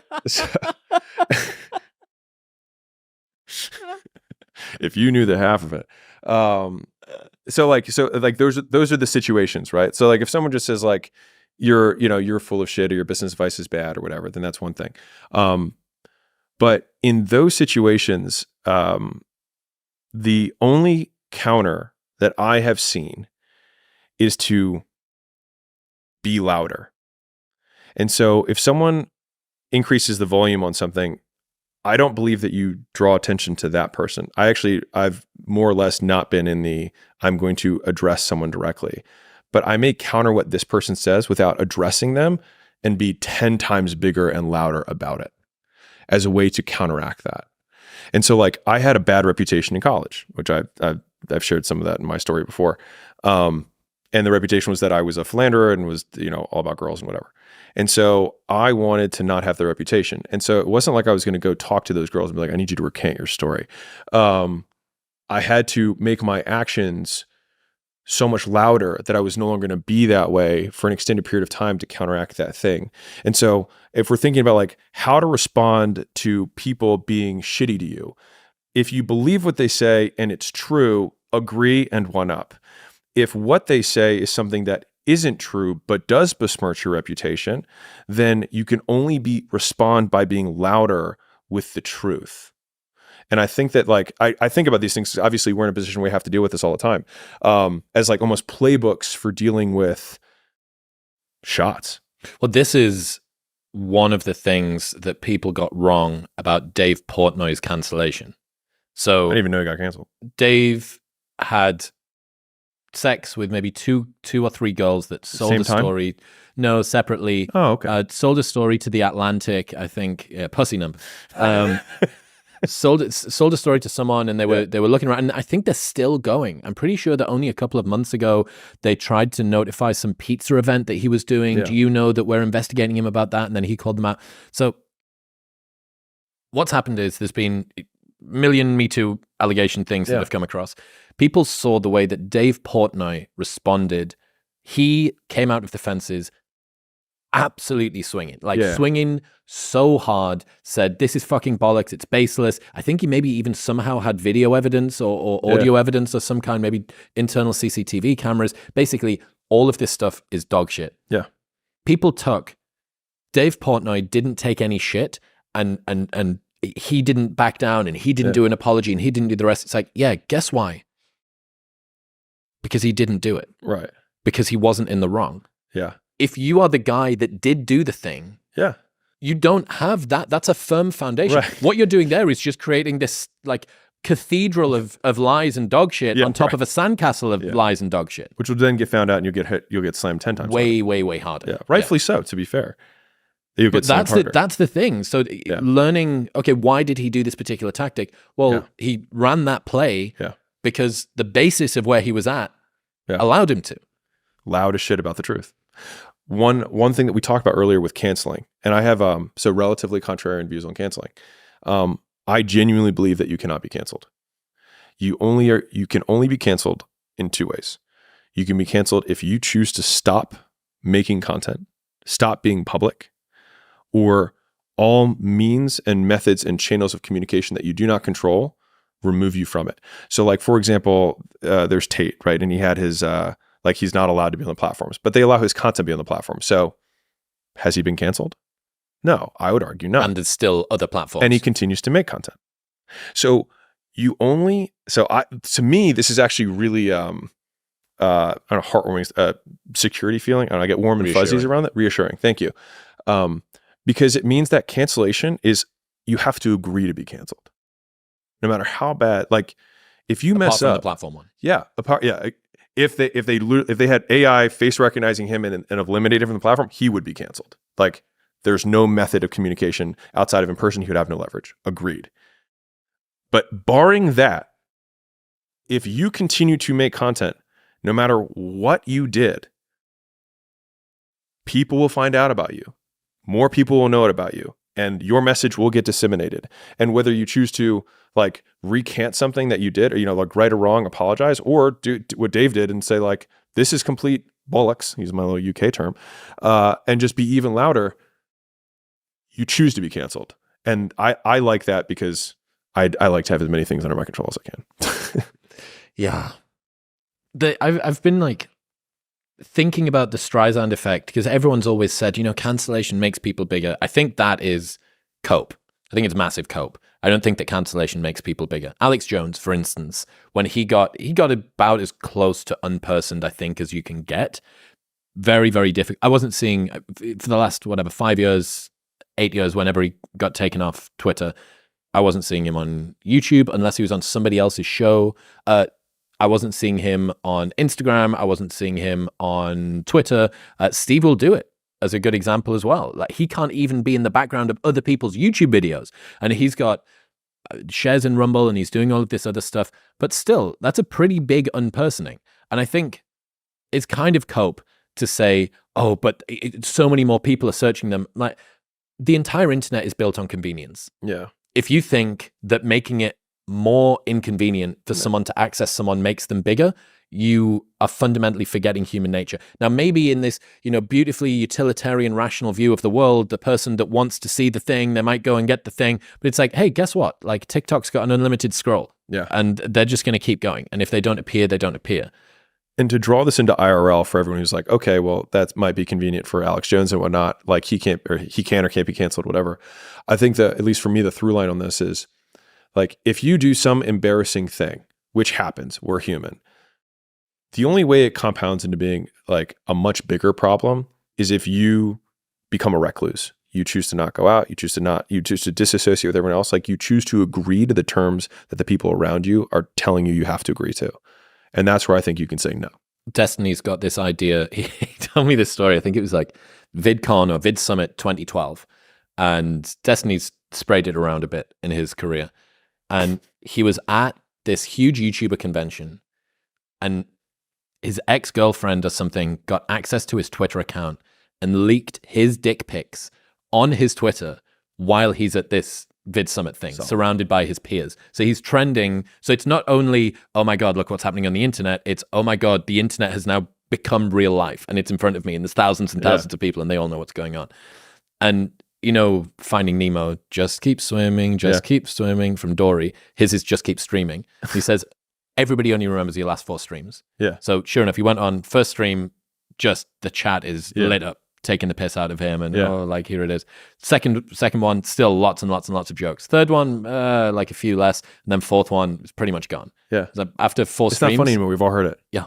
So True Geordie got he's like a British UK YouTuber, big guy, and a few years ago his DMs got leaked from his verified Instagram account, saying some like pretty dirty sex stuff to a girl, and she was of age. Yeah, there was no. It was fine. Like it was kind totally of fine. I guess it was intimate. It I'm was kidding. Intimate and like embarrassing or whatever for him. But he was silent, pretty much silent for 5 days, and then got probably the best roast comedian in the UK to come on and annihilate him. For 20 minutes in a video and put it out on his own YouTube channel. And it's that B Rabbit thing. Tell these people something that they don't already know about me. Yeah. Like, what joke are you going to make that Stephen tries? Like, literally the most vicious, funny, sardonic UK roast person hasn't already said. And it showed that he could laugh at himself. Dude, this is the take what they say, one up them, right? And so like, I'm gonna they say, find a person who is professional at one upping them, and then bring them in and then publish it to your 1 million person YouTube channel. Yes, like we actually teach this from a customer service. I know I'm going totally cross pollination here, but we call it there can only be one person in the angry boat, and so customer comes in, they're shouting, and I learned this from my one of my earliest business mentors. I worked at a fur coat dealer. So like brushing, furs, it's a glorious job. I was 18, it was the summer. And so this lady walks in, and I was at the retail shop, which normally I was in the warehouse where the peasants were. And so this lady comes in and she's making a whole mess of noise. And the guy walks towards me, the owner, and I see him like roll his eyes. And then as he turns the corner to go where she can see him, he like his face turns into a smile. And then he's like, Mrs. Robinson. And then he just goes into rage mode. And I was like, whoa, what's happening? And he was like, wait, there was a button missing on your jacket. He's like, give me that jacket. He like pulls it out. He's like, who sold this to you? Who let you walk? He said, did anyone see you in this? And he was like, tell me their names right now. I'm going to they're going to be out of here. Like, we're going to terminate their employment. We're going to make sure that they never eat again, all this stuff, whatever. And she, all of a sudden, she was like, oh, no, no one saw me in it. I just saw it when I got home. If you guys could just, of course we're going to fix it. No question whatsoever. And so, of course, he takes the ticket. She leaves. He comes to the back and he just looked at me and he was like, only one person can be in the angry boat. And it was a lesson that has stuck with me and so in this instance, everyone is angry at you. And so the only thing because people are contrarian by nature, all you can do is be angrier than them at whatever it is. And so like getting the comedian to like, oh, you think he insulted me? Like, here's a picture of my cold shriveled dick after a nice after my polar plunge. You want to see like, so it's like, can you do that? And it's just leaning into what feels unnatural and uncomfortable, but it's the only way to respond. You cannot wish for a strong character and an easy life. Each is the price of the other. What if what you're going through isn't hard? What if you're just sensitive? I think that most of us can look back on our lives to 10 years ago and think about the problems that we were dealing with then and think about how much of a pittance and how small those problems were compared to the problems that we deal with today. At least that's how I probably feel. Maybe you feel the same way. And so I then think, okay, well, if I feel that way about the problems that I had 10 years ago, then 10 years from now, Alex will look back at the problems that I'm dealing with today and feel the same way. And so if he feels that way then about the problems that I have now, then the only difference is the perspective that he has that I don't have. And so I might just be a sensitive little pansy, and maybe these aren't problems at all. Maybe these are just facts of life and I need to habituate to them. Because I remember my first lawsuit, right? Because it's like when you're in business long enough, you make enough money, you're just going to get sued. It is what it is. And I was listening to Elon Musk talk about this. And at any given time, Tesla has hundreds of lawsuits at any, like just they have massive departments of legal just for all the different things that are going on. And it was thinking that a requisite for success is a problem. Like you cannot become the wealthiest man in the world and not get sued. Like getting sued is an indicator that you're actually is a requisite for being there. There's no person has been there without this. And so reframing what I used to consider a problem as a point of evidence that I am on the path that I originally chose. I remember the first time that I ever tried to incline chest press 20 kilos. And as I got it up, this is in the Center for Sporting Excellence in Newcastle Gym. And as I got it up there, I didn't have the tricep strength to be able to keep it. And I watched this thing slowly come down toward my face. And it just landed on my nose. And I like sort of bailed it out off my nose. Yeah. And now it's not even the warm up to the warm up to the warm up set.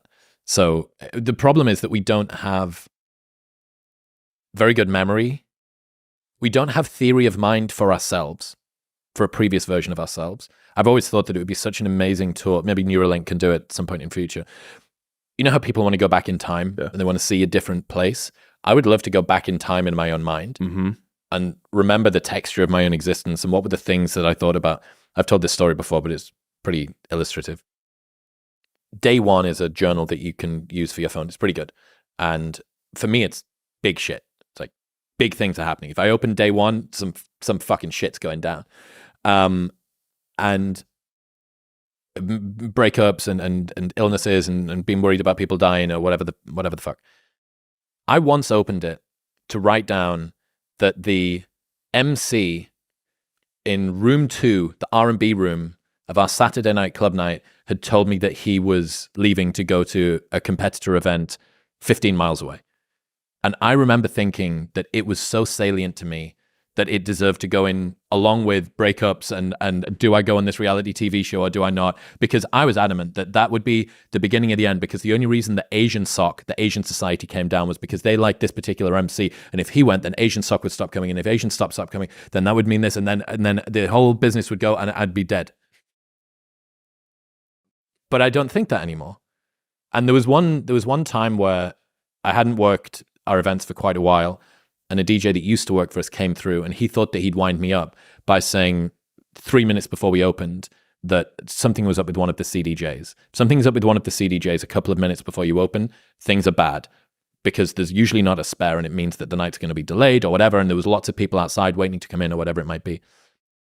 And he was expecting a response from a previous version of me, which would have been the one that would have gone into day one and typed about the fact that the CDJ hadn't worked. And I just said, oh, okay, well, I don't know, we'll fix it. And he called out, broke the fourth wall and said, oh, it's not broken at all. Like, I just thought that I'd wind you up, but you didn't play the game. I'm like, oh, right. It's the, you've grown or you've changed thing. Yeah. He was don't punk the game. Yes. Don't punk the game. Yeah. I think the point is to always punk the game as many times as you possibly can, especially if you're the one getting the game played on you by yourself. What's your framework for quitting things and moving on to something new? How do you know when you're quitting because you're being a bitch? Yeah. And how do you know that you're moving on from something that's no longer worthwhile? Man, so there's a handful of questions that I think everyone faces that you never know the right answer to.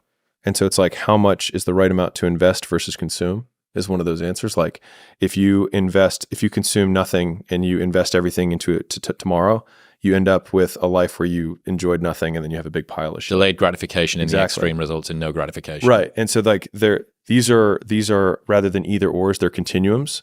And so to be managed more than problems to be solved. And so I think just from a decision-making framework, that's number one. Number two is, so with regards to this one, which is, do you push or do you pivot, which is how I frame this question. Pushing, like, do I push through whatever this hardness is? And there's like something that's in sight that I think I can go to, or there are fundamental things that have changed that make my original hypothesis wrong. And so I'm telling the secret right now. But for me, I won't quit if no new information has come to light. And so if I say I'm going to do this based on these assumptions, if those assumptions have still held, then it's a push situation. If there's new data that's come to light that changes the nature of why I'm pushing, or the outcome for what I'm going to get from pushing, or the way that I'm pushing is incorrect, then I would quote quit. But quitting has a lot of heavy terminology in, I'd say personal motivation masturbation. Pivot's much softer. Right. Because I think that everything is a pivot except for stopping. And so I think even reframing, like, language matters a lot, and I care a lot about language. And so like nothing is quitting unless you stop. And if you continue to pivot and you continue to push, either of those are activity. And so you will stumble upon something that does work, in which case do more of it.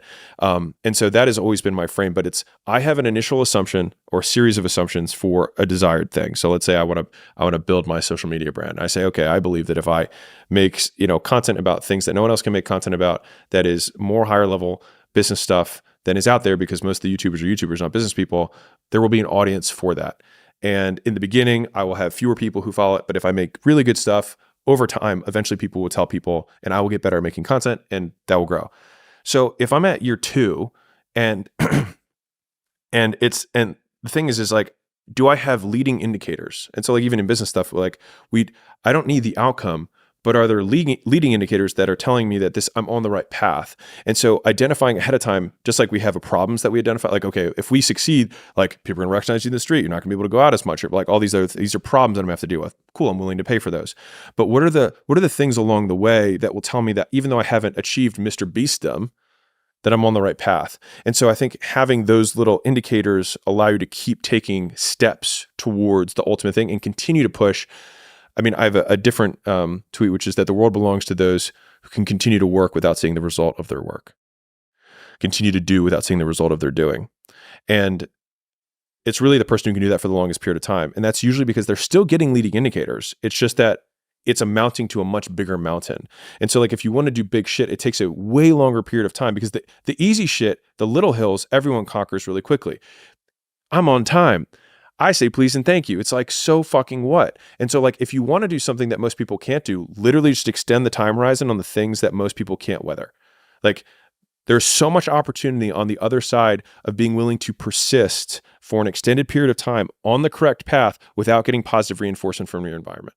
And the longer you can stick with something without that positive feedback loop in terms of the big external thing, the easier the opportunities are, because so few people can pursue them.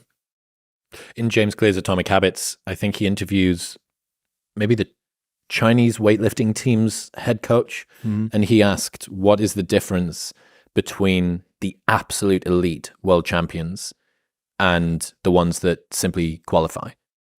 And the coach said, the absolute elite are the ones who can continue to come in every single day without getting bored. That was it. And Matt Fraser talks about it as well, where he says that doing an hour and a half of monostructural work on the rower, you've got to do zone 2. Hey, guess what? You don't even get the benefit of feeling like you worked that hard. Yeah. You just get to kind of, whatever, like 24 strokes a minute or something, like slow zone 2, whatever the thing is. But no one's fired up for that. He said, people make a mistake in believing that I'm fired up to go and do that session. I'm not fired up to go and do that session. I just go and do that session. We have a saying, so there's a lot of people say like do the work. And in Gym Launch, and it's continued into our stuff today, but do the boring work is what we call it. And boring is what makes you rich. The boring activities, it's the double checking the emails. It's writing the follow-up sequence that you really don't feel like writing. And honestly, just getting it done will make you significantly more money than not getting it done.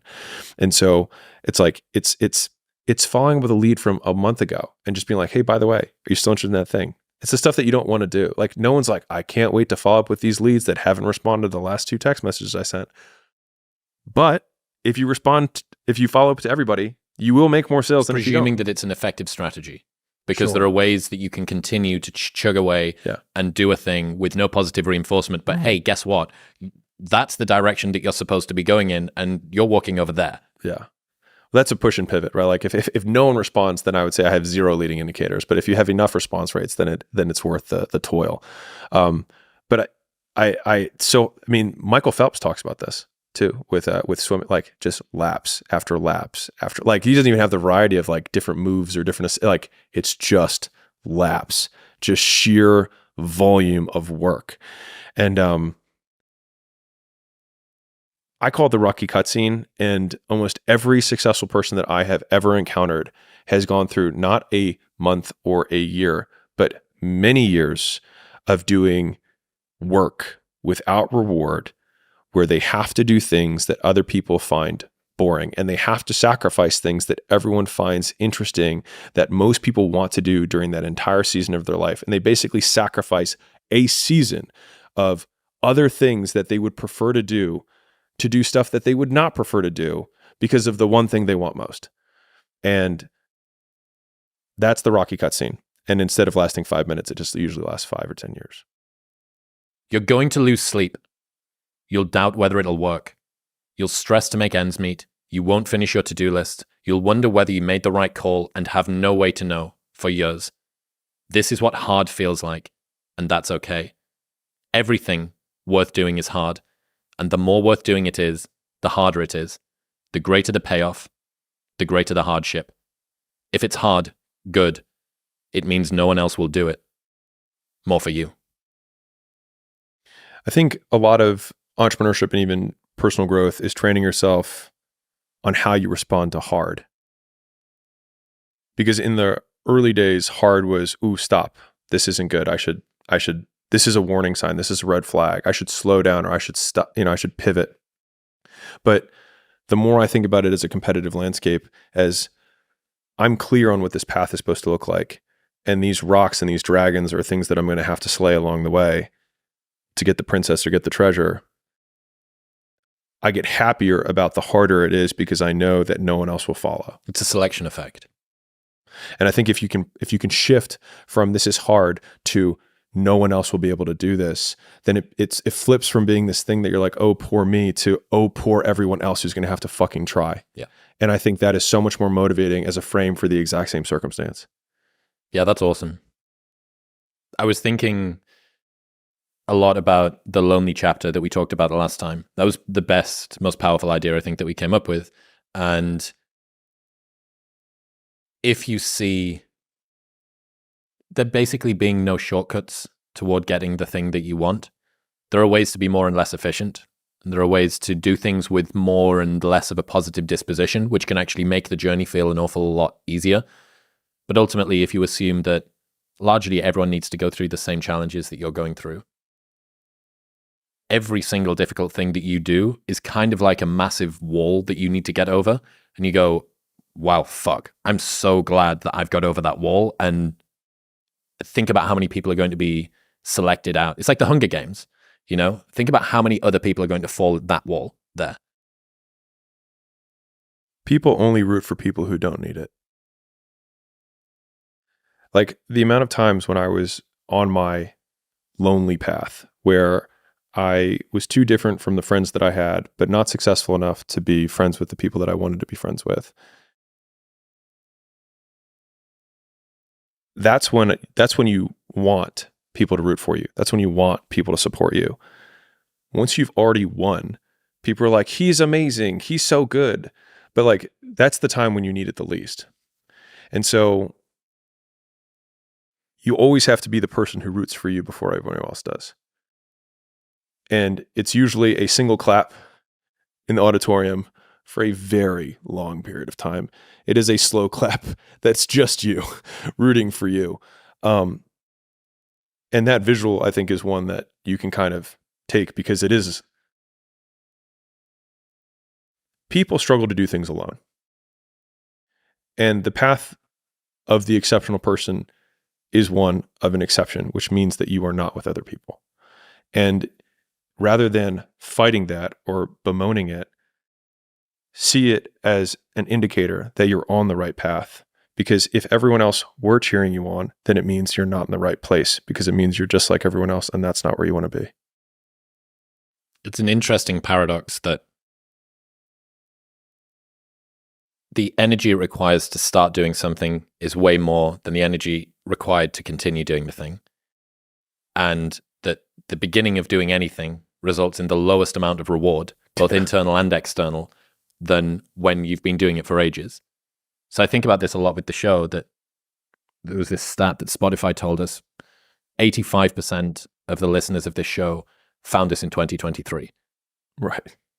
And I thought at the end of 2022, remembering at that point, I'd been on Rogan, we were at like 650K. We've got, we've been doing 550, 600 episodes deep. Yeah. Like I've got it. I've done the thing. Like this is me doing, if this isn't fucking doing the thing, I've moved to Austin, Texas. I've got an O1 visa. I've got like all the rest of this stuff. Jordan Peterson's been on twice. You've been on. And yet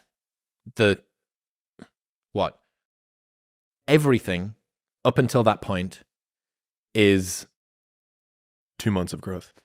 Yeah, I mean, we made more money just from a revenue perspective. We made more money and more subs in 1 month, December of last year, than we did in the entire first 3.5 years of the show. So it's this odd paradox. And one of the things that you need to ensure, I've had this idea about protect your passion at all costs, because if you begin to hate the thing that you do, you negatively change your trajectory. And that means that at the time when you can benefit the most by every single unit of work, which is the later that you go, presuming that you continue to hit that upward trajectory, if you've completely killed any passion or desire to do the work in the early stages because you've not protected it appropriately, that can be by focusing on the wrong things, by not rewarding yourself, by not building it with people that care about you, by just not celebrating when you hit milestones, all of the things that actually help to keep you going. Being a character.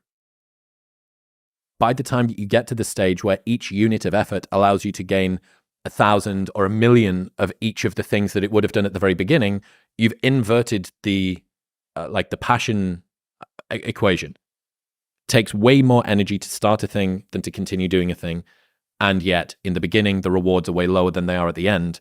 But if you don't protect your passion, your motivation is at its lowest when you are at your highest amount of efficiency in terms of returning your time put in.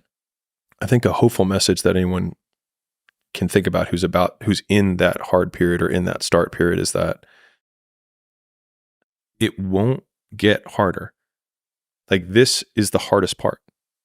And so if you can just make it through this, everything else is downhill. It's not that the things that the dragons are going to slay aren't going to get bigger. They are.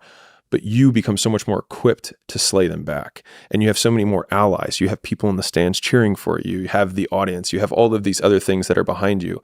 But in the beginning, it's just you with a stick against a bear. And arguably, that fight is a harder fight to win than beating a dragon when you have a nuclear bomb and 6 nations behind you. And so it's not even like the size of the hardship. It's just also the resources and how few of them you have, and how so much of the beginning is literally burning the one thing you have, which is time, because you have no leverage. You don't have the money to pay other people to help you. You don't have the resources to go like get someone no one can learn it for you. It's like there's a lot of the things that we care about a lot. Like, no one can work out for you. It doesn't matter how much money you have. No one can learn skills for you. And so in the early days, like, it feels so painful because you're like, you look around to see who can help you, and then you're like, fuck, it's me again. And I think getting comfortable with the idea that each of these things, kind of like Slumdog Millionaire, if you've seen that movie where I'll give you the TLDR. He goes through his entire life of randomness, and he gets on the Who Wants to Be a Millionaire version in India. And it has 12 questions to make $1 million. And from only 12 random experiences in his life that seemed meaningless at the time, was he able to answer all of the questions and then ultimately win. The skills that you develop along the way, like Steve Jobs learning calligraphy that then became Apple fonts that, transformed how we type. Those early days, that little trench winning in the weeds, oftentimes gives you these huge advantages later on because you have more context than anyone else. And so rather than lament them and hate the fact that you're going through it, remembering that these will be arrows that you put in the quiver that you're going to be using to slay the future bigger dragons. And so expecting it to be easy is what makes it much harder than it ever is. I've always loved earning my stripes with the things that I've done, whether it was with nightlife or running the podcast or doing whatever. And I think there's like a degree of nobility to it, but functionally that's just like it's a nothing. Like where's the nobility? But I think the reason that you can feel noble about it and the reason that it gives you a positive reward is that you understand every single inch of the things, and that if you want to hold a conversation, we went out for dinner with our new CFO and accounts people on Saturday, and they said, you ask a lot of questions. Most people don't ask very many questions. Right. And I also don't care at all about accounts, really. Like, I'm not doing this for money, but they said, you ask a lot of questions. I said, well, I don't ever really want to walk into a room and not be able to hold my own, at least just competently, if it's to do with something that I care about. And the same thing goes for this. Like, I started to learn about focal lengths and frame rates and negative fill, reverse contrast lighting. And then, sure enough, 2 years after we started doing it, a bunch of different, I sent you the Instagram thing, like this really awesome film Instagram that I've been following for ages, picked us up for what we were doing and gave us props independent of the talky thing, which is fundamentally what we're here for. And we created this entire new industry of like cinematic podcasting, which was recognized by, as far as I'm aware, like the best cinematic, it's called Filmlight, at Filmlights, people can go and see it on Instagram, like the best decoder and analyzer of cinematography. And 2 years ago when we started, I remember thinking, fuck, like, I love the way that they've broken down what happens in Ad Astra. Oh my God, the whole thing was shot on 35mm. Each different scene's got 2 pairings of colors and stuff like that. And then, but the reason that we were able to get there, at least in some part, is I can have a conversation with people. So each of the things that you do when you not only win in the weeds, but live in the weeds, then allows you downstream from that to see the things that other people aren't seeing. There's a quote that I love from Dr. Cashy. I'll probably butcher it, but experts have more ways to win than beginners do. And so if an expert goes into any setting that they're expert in, they have so many faster feedback loops that reward them in the moment before the ultimate outcome. So if you're a master video editor, there's so many things that you can do that while editing, you make one change and then it looks right. You have a positive feedback loop. And so I think when you're on the start path, you can't look at the outcome as the only positive because you will never make it. And so the positive frame that I've always used is, sure, you can have the external ones of like, I like thinking about my first videos had like 13 views. And I'm like, well, if I had an audience of 13 people, I used to spend years pitching, weight loss stuff to rooms of 13, and that was fine. And so thinking about that way was helpful. But the most helpful frame was thinking about who I was becoming as the asset that I was building. So in real time, whenever I finished a long day's work, I was becoming more like the type of person who could work for 5 years without reward. And that would be part of the story I would someday tell. And so some of the biggest reinforcers I've had in my life has been future casting the story that I would tell about the shitty period that I was in. Like, I remember when I was sleeping on the floor at my gym because I didn't have enough money for 2 rents. And I was like, I will fucking tell this story. And when I lost everything for the first time, I have the screenshot of the bank account. Like, when I show it, people are like, oh, look, there's that thing. But they forget that there was a person who screenshotted it to be like, this won't fucking happen again. And I think having a larger narrative of where you're ultimately going, one, gives you the vision of where you're knows where he's going, but it allows the dragons that you have to slay along the way, the hard things that you have to overcome, to feed into the larger narrative of the story that you'll someday tell. And so like no one ever tells stories about the hero who made it all happen immediately and had no hardships. No one cares, right? Like, okay, you were born to a billionaire. Is there a story there? Not really. But everyone loves the story because we can see ourselves in the character and how much we hope to be like them. And it's the being like them, not the having what they have, that we usually like.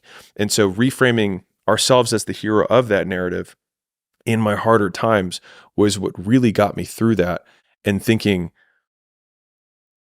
I will tell this story someday. Have you heard Rogan talk about the be the hero of your own story thing? Mm-mm. Oh, dude. It is old now. I think this is maybe even 10 years old. Maybe 10 years old.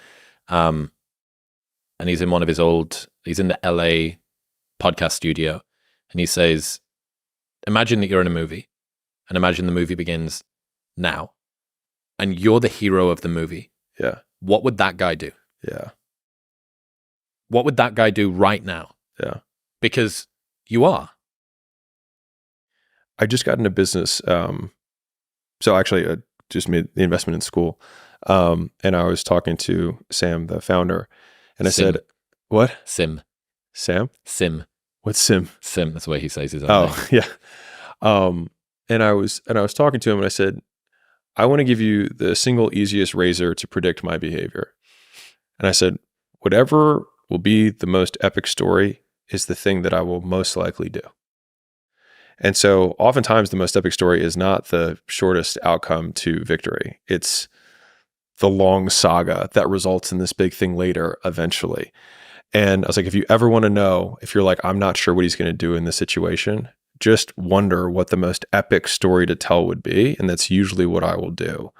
And I don't know if that's self-aggrandizing, but that's genuinely my razor for even making the big decisions about, okay, I'm going to sell Gym Launch. I'm going to marry Layla. I'm going to slum it and live at the gym. I'm going to fly around and do turnarounds. I'm going to start this whole idea of a media company that just gives exclusively. Or like, how do I put all these together? It's like, well, what would be the most epic story? And I thought of this idea of just like, when I think about who that story I want to tell is this billionaire that documented the entire thing the whole way and just gave. Because I always thought, I was like, I wish that Elon Musk and Warren Buffett and all these guys would have and Jeff Bezos would have just I would love to have seen 1997 Amazon content. And a lot of the content in terms of it's getting 5 views. It's it's okay because when we make it, they're going to come back and watch this. So I don't need them to watch it today. I want them to know that it's here when I do. And I think that got me out of the loop of it. I have to win right now. And then every one of them is just dropping a kernel or a breadcrumb for future me to refer back to. Until you win, effort always goes unnoticed. Yeah. Get used to it. No one roots for you until everyone roots for you. That's just how it works. Yeah. Yeah. People only root for those who don't need to be rooted for.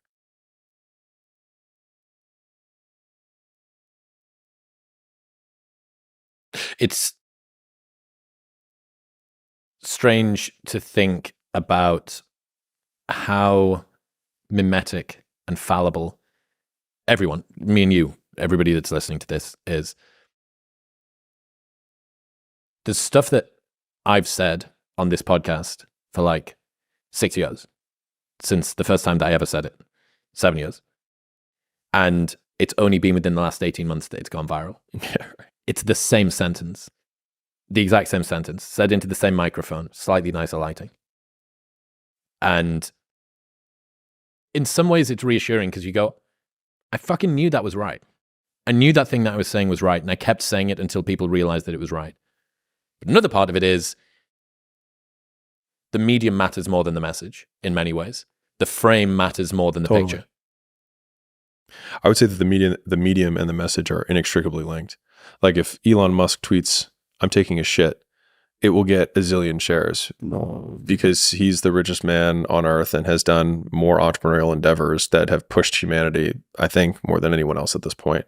And so you can't separate the message from the messenger. And I remember when I was in middle school, I learned this lesson where I was in Spanish class and there was the class clown or whatever. And I was like, I want people to laugh at my jokes. And so I made a joke that was a joke that guy probably would have made.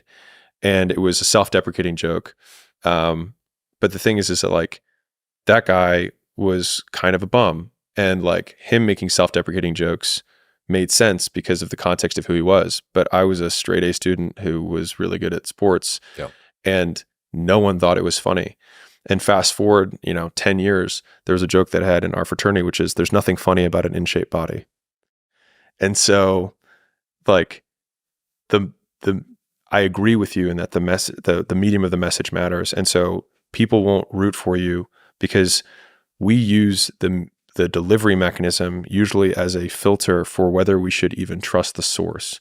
And so I tell the story of the teacher who's talking about dollar cost averaging into the S&P and giving investing advice.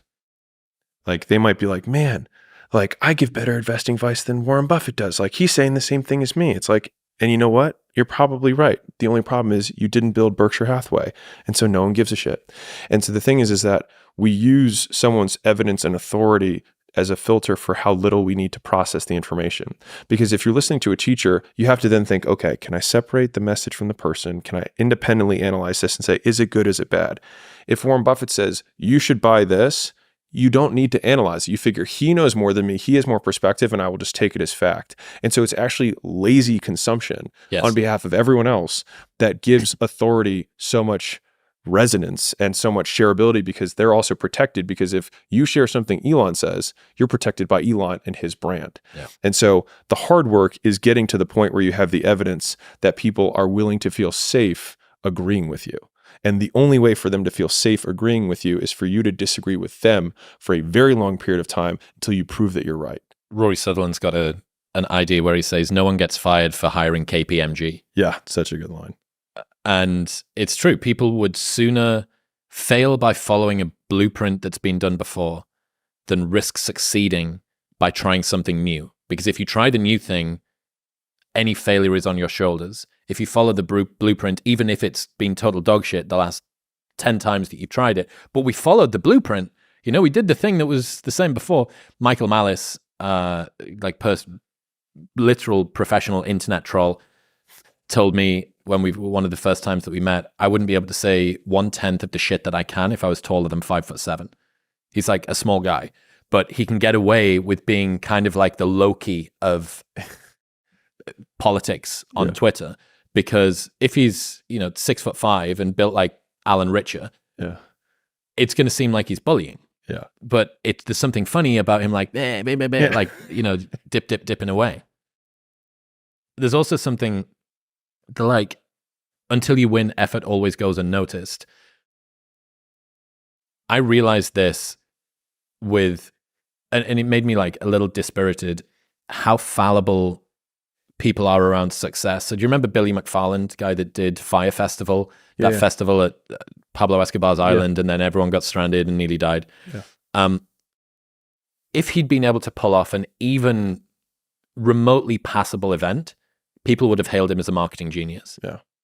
Regardless of the fact that he was continually flying back to New York to raise money in an unethical way for a project that he didn't know if it was going to work and all the rest of this stuff. So literally the line between charlatan grifter who's out of his depth and visionary pioneer who makes things work when no one else believes that they can is just outcome. Everyone thinks you're crazy until it works. And so, I mean, if you think of the outcome as the trump card, then all of the pain and suffering that you lead up to that point, if you're just, I'm trying to think of an appropriate saying, I was going to say balls deep certain, that no matter what, you will die or you will get there, then the likelihood that all of the things that you've done up to that point will then be justified in retrospect is super high. And I actually see that as super compelling, as a thing to latch onto in harder times. Yes, but the ends justifying the means is a slippery slope. I'm a Machiavellian guy, so.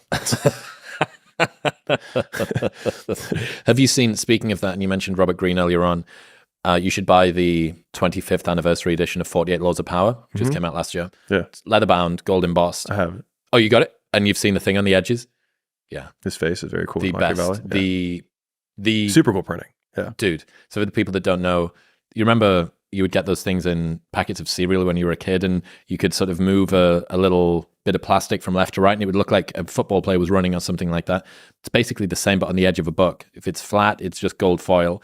If you open it one way so that the pages splay out, it's Robert Greene's face. And if you open it so the pages splay out in the other way, it's Machiavelli's face. The fucking coolest book. Just, and I've seen a lot of influencer gifting of books is a big deal at the moment. You know, you send the book out and maybe they'll post about it and it'll help with sales or whatever. And there's some very elaborate ways. I'm sure that you've received some of these because I know that you're on the same mailing list as I am. There's some of these that are super, super elaborate. And I remember being like, oh, that was like, I don't know, like cool or whatever. But that Robert Greene book, as soon as I saw that it did that, and like, I'm sending a fucking video of this to anyone that I can.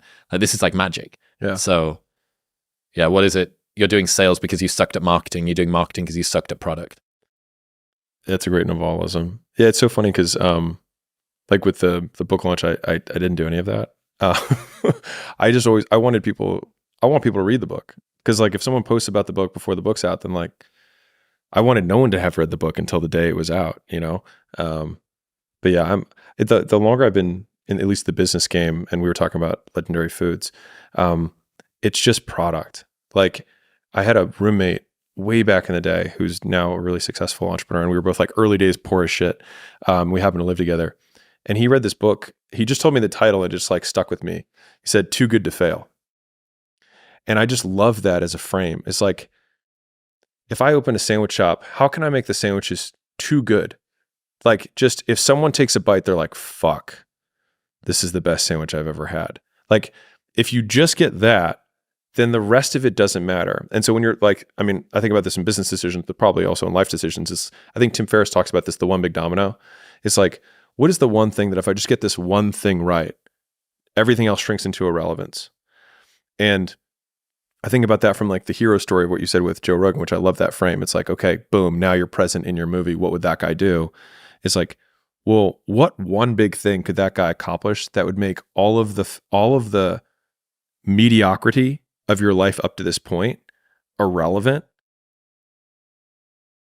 And why are you not putting every single ounce of your effort to prove that one point so that you could then justify everything up to that point? So it wouldn't have been mediocrity. It would have been the path to get there.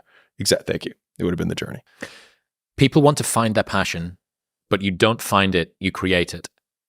And you create it by getting good at something. And to get good at stuff, you start by doing something you suck at. Then you get good. Then you like it. Then people ask how you found your passion. Answer: by starting when you sucked and not giving up.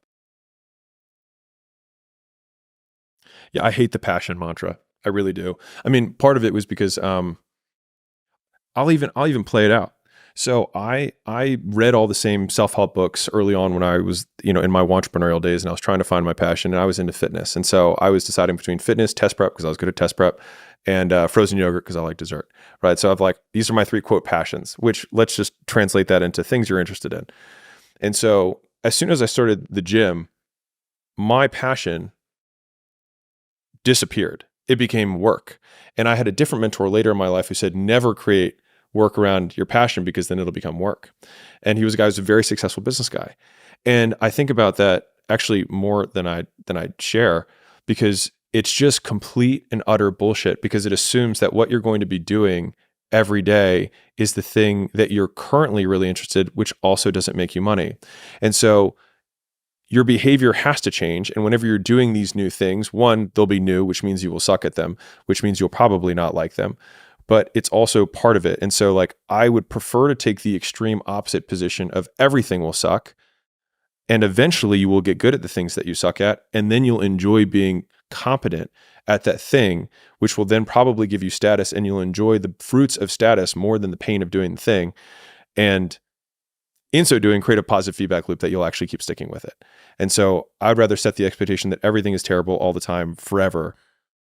Now let's see if we can become the person who can still do it anyways, and start that as the baseline, rather than trying to assume that I need perfect conditions in order to start. Because I mean, starting is the perfect condition. Like whatever condition that you're in that you start was the perfect condition. There is such a thing as intrinsic motivation, though, as well as extrinsic. You can do something, there's a whole myriad of things that you could be potentially good at. And many of them could give you renown and money and social clout and that feedback loop. But there are some that you will enjoy doing for the sake of doing them more. Mm-hmm. I don't disagree. Remember a note that I wrote to myself when I first started the podcast and when I decided to turn pro with it, Mm-hmm. which is one way to turn something you love into a labor is to monetize it. Okay.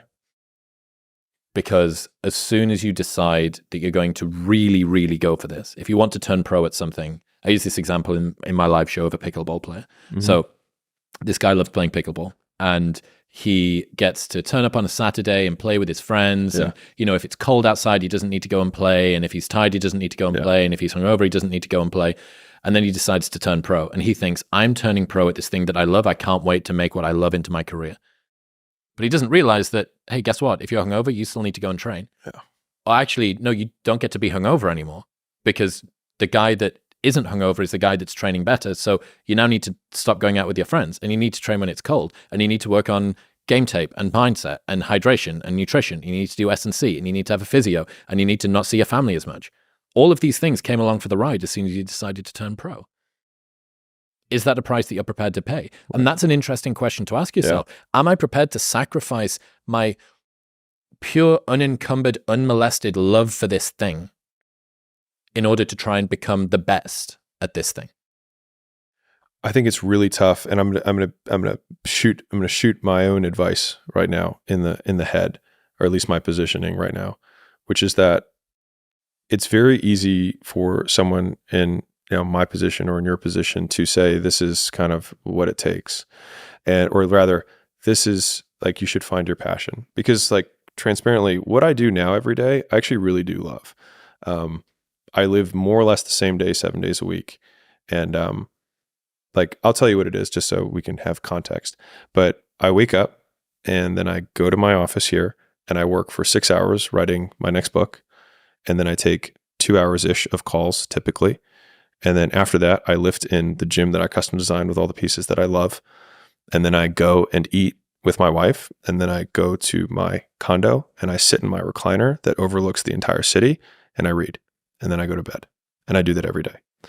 And I love every aspect of the day, with the exception of maybe the 2 hours of calls that I have to take. But I see those as a necessary thing for everything else that I have there. Now, could I stop doing that? Maybe.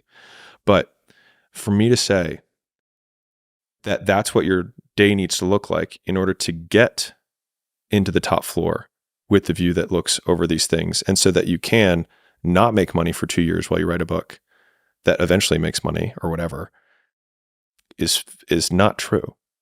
And so it's the difference between like, oh, I should fly private because that's what rich people do. I should play basketball because I want to be tall, and modeling the behavior at the top of the mountain rather than the climb. And so they're completely different. And so this whole idea, unfortunately, and I don't blame the people who do this, is they see their current life, like I would see mine, and say, well, what do I do now? I do everything that I love. Okay. But I didn't get here doing everything that I love. I did a fuckload of shit I hate. And I did it for a very long period of time. And I did not have anyone to root me on. And in fact, I had many people who were actively trying to destroy my path and tell me why it was a terrible idea. I had this idea about why you should stop taking advice from successful people, because most of their advice is not about what they did when they were at your stage. It's about what they do now. Right. And it's the same thing around pushing work-life balance. You know, what I've found after 50 years at Disney is that really the most important thing is all right, well, how did you get to this stage? What did you do when you were 2 years in? Because that's where I am. Yeah. What did you do when you were broken living on the gym floor? Because that's where I am. Don't tell me about the complicated routine or the balance or the flying private. The bar stool's upside down and you're mixing up the ends for the means. Everything on my ride up. So this is, I mean, I remember in a lot of excruciating detail what it took me to get here. But I will say that I had a ruthless focus on dollars per hour. And so and I'm just giving tactical advice right now, but everything that I could trade away for more time doing the thing that made me money was what I did.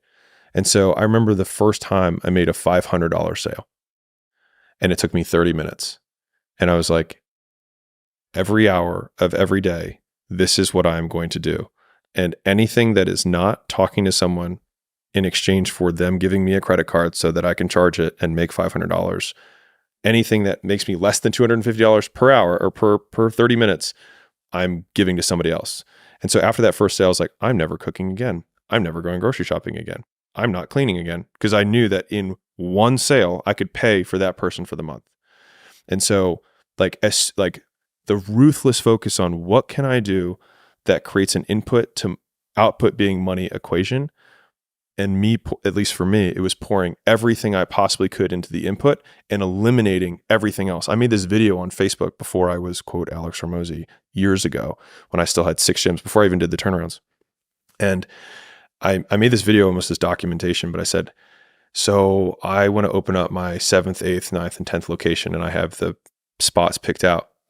And I'm already working all of the hours that I'm awake, and I've already given up Saturdays. So the only thing that I have left is like Sundays and evenings. And so I am no longer going to be watching any football, and I'm no longer going to have Netflix at all. And that is what I'm giving up for 7, 8, 9, and 10. And I remember just making this video of like, that's what I'm sacrificing. And I think a lot of people create these to-do lists when, in my experience, it's been so much more useful to write down all the things that I'm willing to sacrifice. Because if you sacrifice everything, there's nothing left than to do the one thing that matters. And I think Jerry Seinfeld talks about this from a writing perspective. He says that every day, no matter what, he sits down and he writes for 2 hours. Now, he doesn't have to write, but he's not allowed to do anything else. And so he can sit there, but there's nothing else to do except for write jokes. And so I think a lot about that from the climb perspective, which is like, most of everyone who's listening to this who isn't achieving what they want is fucked with their time. They think that they're spending all their time working, but your output, like, you don't even know how to work. I'm being really real with you. Like, you think you know how to work, you don't know how to work. Like, the amount of output, like, and I'll measure this by like, what is your output? It's probably not as high as you think. And so rather than trying to learn all these productivity hacks, the ultimate productivity hack is no. N-O, is you stop doing shit. And then when you create space, then you can fill it with the thing that matters. But trying to add on more to your schedule of all the things that you're not willing to sacrifice is the very reason that you're not doing what you need to do. A lot of people would look at that life of, I'm going to sacrifice evenings and I'm not going to watch football anymore, and say, well, what's the point? If you make yourself miserable en route to achieving the goal, Totally. If most of your life is journey, not destination, and it makes you miserable en route to it, why do that? So that was the thing I was mentioning earlier, where it's like, let's take the absolute extreme of it's going to suck and it's going to last forever. How can I be okay in that circumstance? And I do have the fundamental belief that circumstance has nothing to do with what your subjective well-being is. And so if monks can be super chill in wherever monks do monk things and have nothing and have higher subjective well-being ratings than anyone else here in the Western world, it clearly isn't external. And so then if I'm going to be just as miserable being mediocre as I am doing this shit that's going to amount to something, then I might as well do the shit that's going to amount to something and be miserable there and at least have something to show for it. There's this story I learned about Victor Hugo, famous writer from history. Do you know this about what he did with his servant? Mm-mm. So Victor Hugo needed to make himself right. So he paid his servant each night during the middle of the night to come into his bedroom and remove the bedclothes from him, turn the heating off, and then lock his bedroom door from the outside. And he wasn't allowed to leave until Victor slid 6 pages of handwritten work underneath. So, you know, you look at Opal, which is this app for iPhone, which stops you from using apps, or Frozen Turkey, Cold Turkey, which is the same thing for desktop. And that's just the digital equivalent of Victor Hugo being locked in his bedroom with no bedding and just a quill and a few pieces of paper, and then having to slide it underneath the door. And I want to push back on something that you said right before Victor Hugo, which is, somebody might ask, like, why would you do all this stuff if you're not happy? That assumes that my goal in life is to be happy. What is your goal in life? To do epic shit. Genuinely. To be useful. And so... Why place do epic shit over be happy?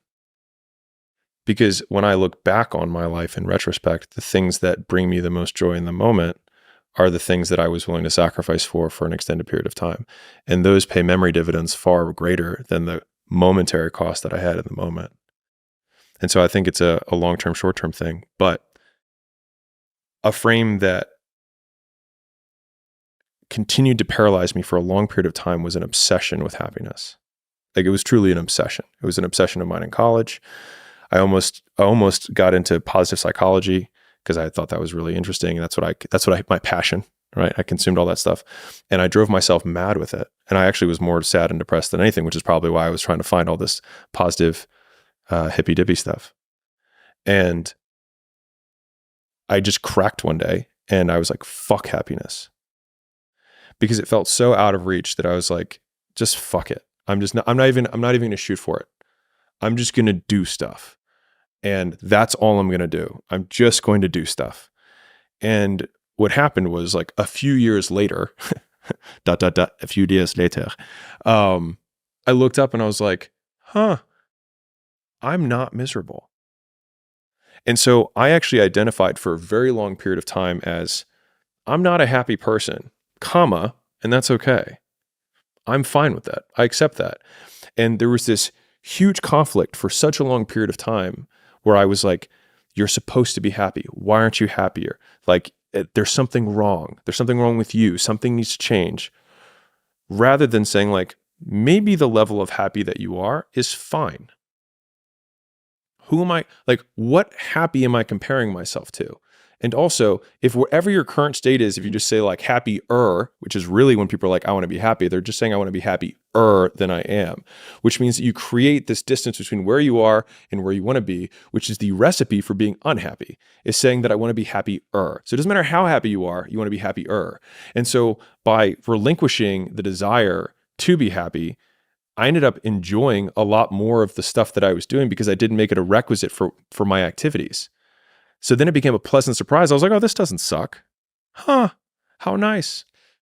Two famous psychologists, Daniel Gilbert and Daniel Kahneman, have quite divergent views on happiness. Okay. It's quite interesting. So Daniel Gilbert talks about how if you spent every minute of the rest of your life on a floaty lilo in a pool drinking cocktails, in retrospect, you might not have found much meaning, but each individual moment of experience would have been enjoyable. And he believes that constitutes to him a life that is well lived. I disagree with this guy entirely. Daniel Kahneman, and this is my position too, which is a well-lived life is one which in retrospect you are glad that you lived, right? So one is leaning toward hedonic pleasure and the other is leaning toward meaning. So one you could say is happiness and the other is meaning. It's my belief that your disposition largely influences where on that spectrum from lilo to do hard things you need to sit. And you will have friends, and I did for a very long time in the nightlife industry, have friends that just seem to be so fucking happy not doing stuff. Like, just they would float through life and they wouldn't ask themselves, am I actualizing my fucking virtue? Is this the highest integrity that I can do with these things and all the rest of it? And I was envious of those people. You ever seen a dog? You see a dog on the floor and it's just lying there and you think, oh my God, if only I could be that dog. Like, it just wants to go for a walk and have food and like go pee-pee. That's it. That's all it wants to do. And you think, fuck, it would be great to be that dog. But like, guess what? If your constitution doesn't allow you to be that dog, the only way out is through. And this was something... The first time that I went to go and see Peterson, someone asked him a question and they said, the depth of my consciousness causes me to suffer.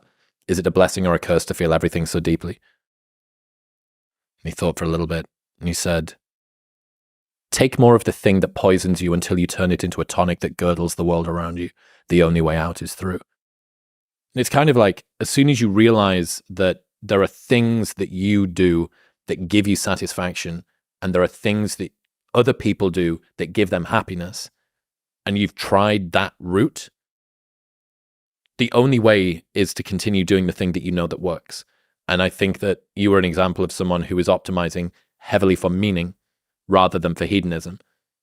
And that's not to say that there are people, and this is, I said this on the last episode, the fundamental thing that people don't understand, as far as I can tell, about your worldview is that the thing that you do for work and the thing that you do for fun are the same thing.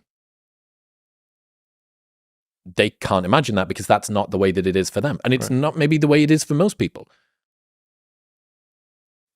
But if you're the sort of person that finds meaning more enjoyable than happiness, you need to optimize for the thing that you enjoy the most. And I'll toss in, and meaning lasts longer. And so I'll be super upfront. If those friends of yours in the nightlife, there's nothing wrong with that in my way. Like, as I see the world, like, if that's you and you're like, I fucking love everything I do, then like, you won. Like, just keep doing that. You know what I mean?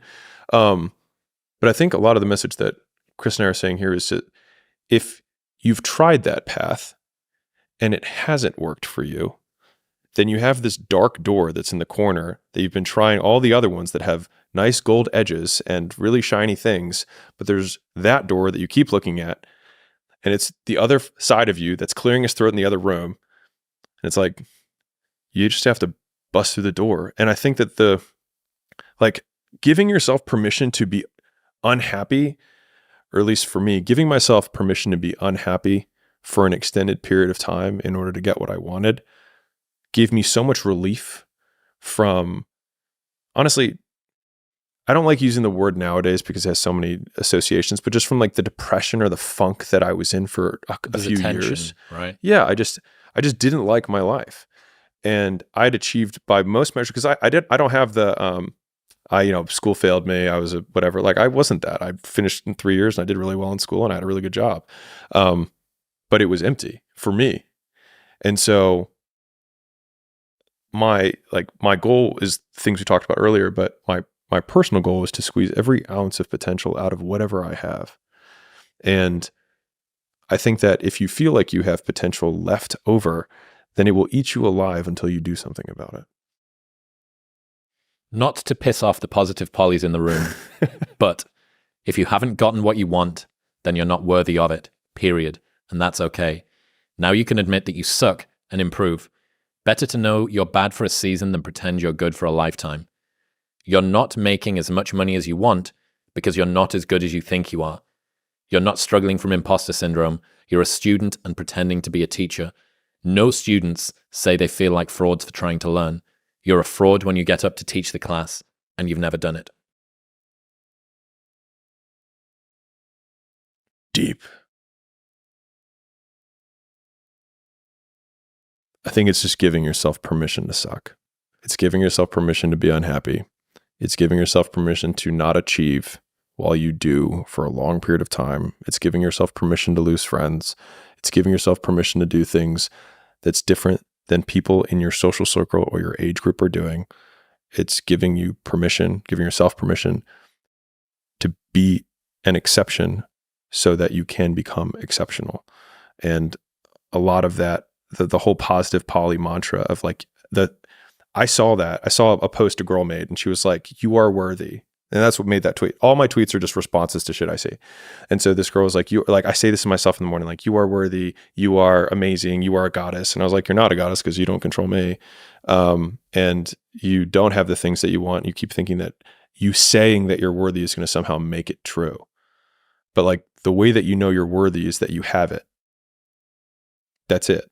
Like, that is the litmus test. Are you worthy of $1 billion? Well, are you a billionaire? No, then you're not worthy. And so just like, I think we have these things, it's just like you're unbalanced. It's like, you're not worthy. There's these things that we're programmed to say, oh, that's bad. You have to tell everyone they're worthy. Everyone's beautiful. No, if everyone were beautiful, then no one's beautiful. And yet again, we're back at square one. And so it's I guess, drinking the tonic. It's going through the shit, which is honestly the boring stuff that no one wants to do for an extended period of time. And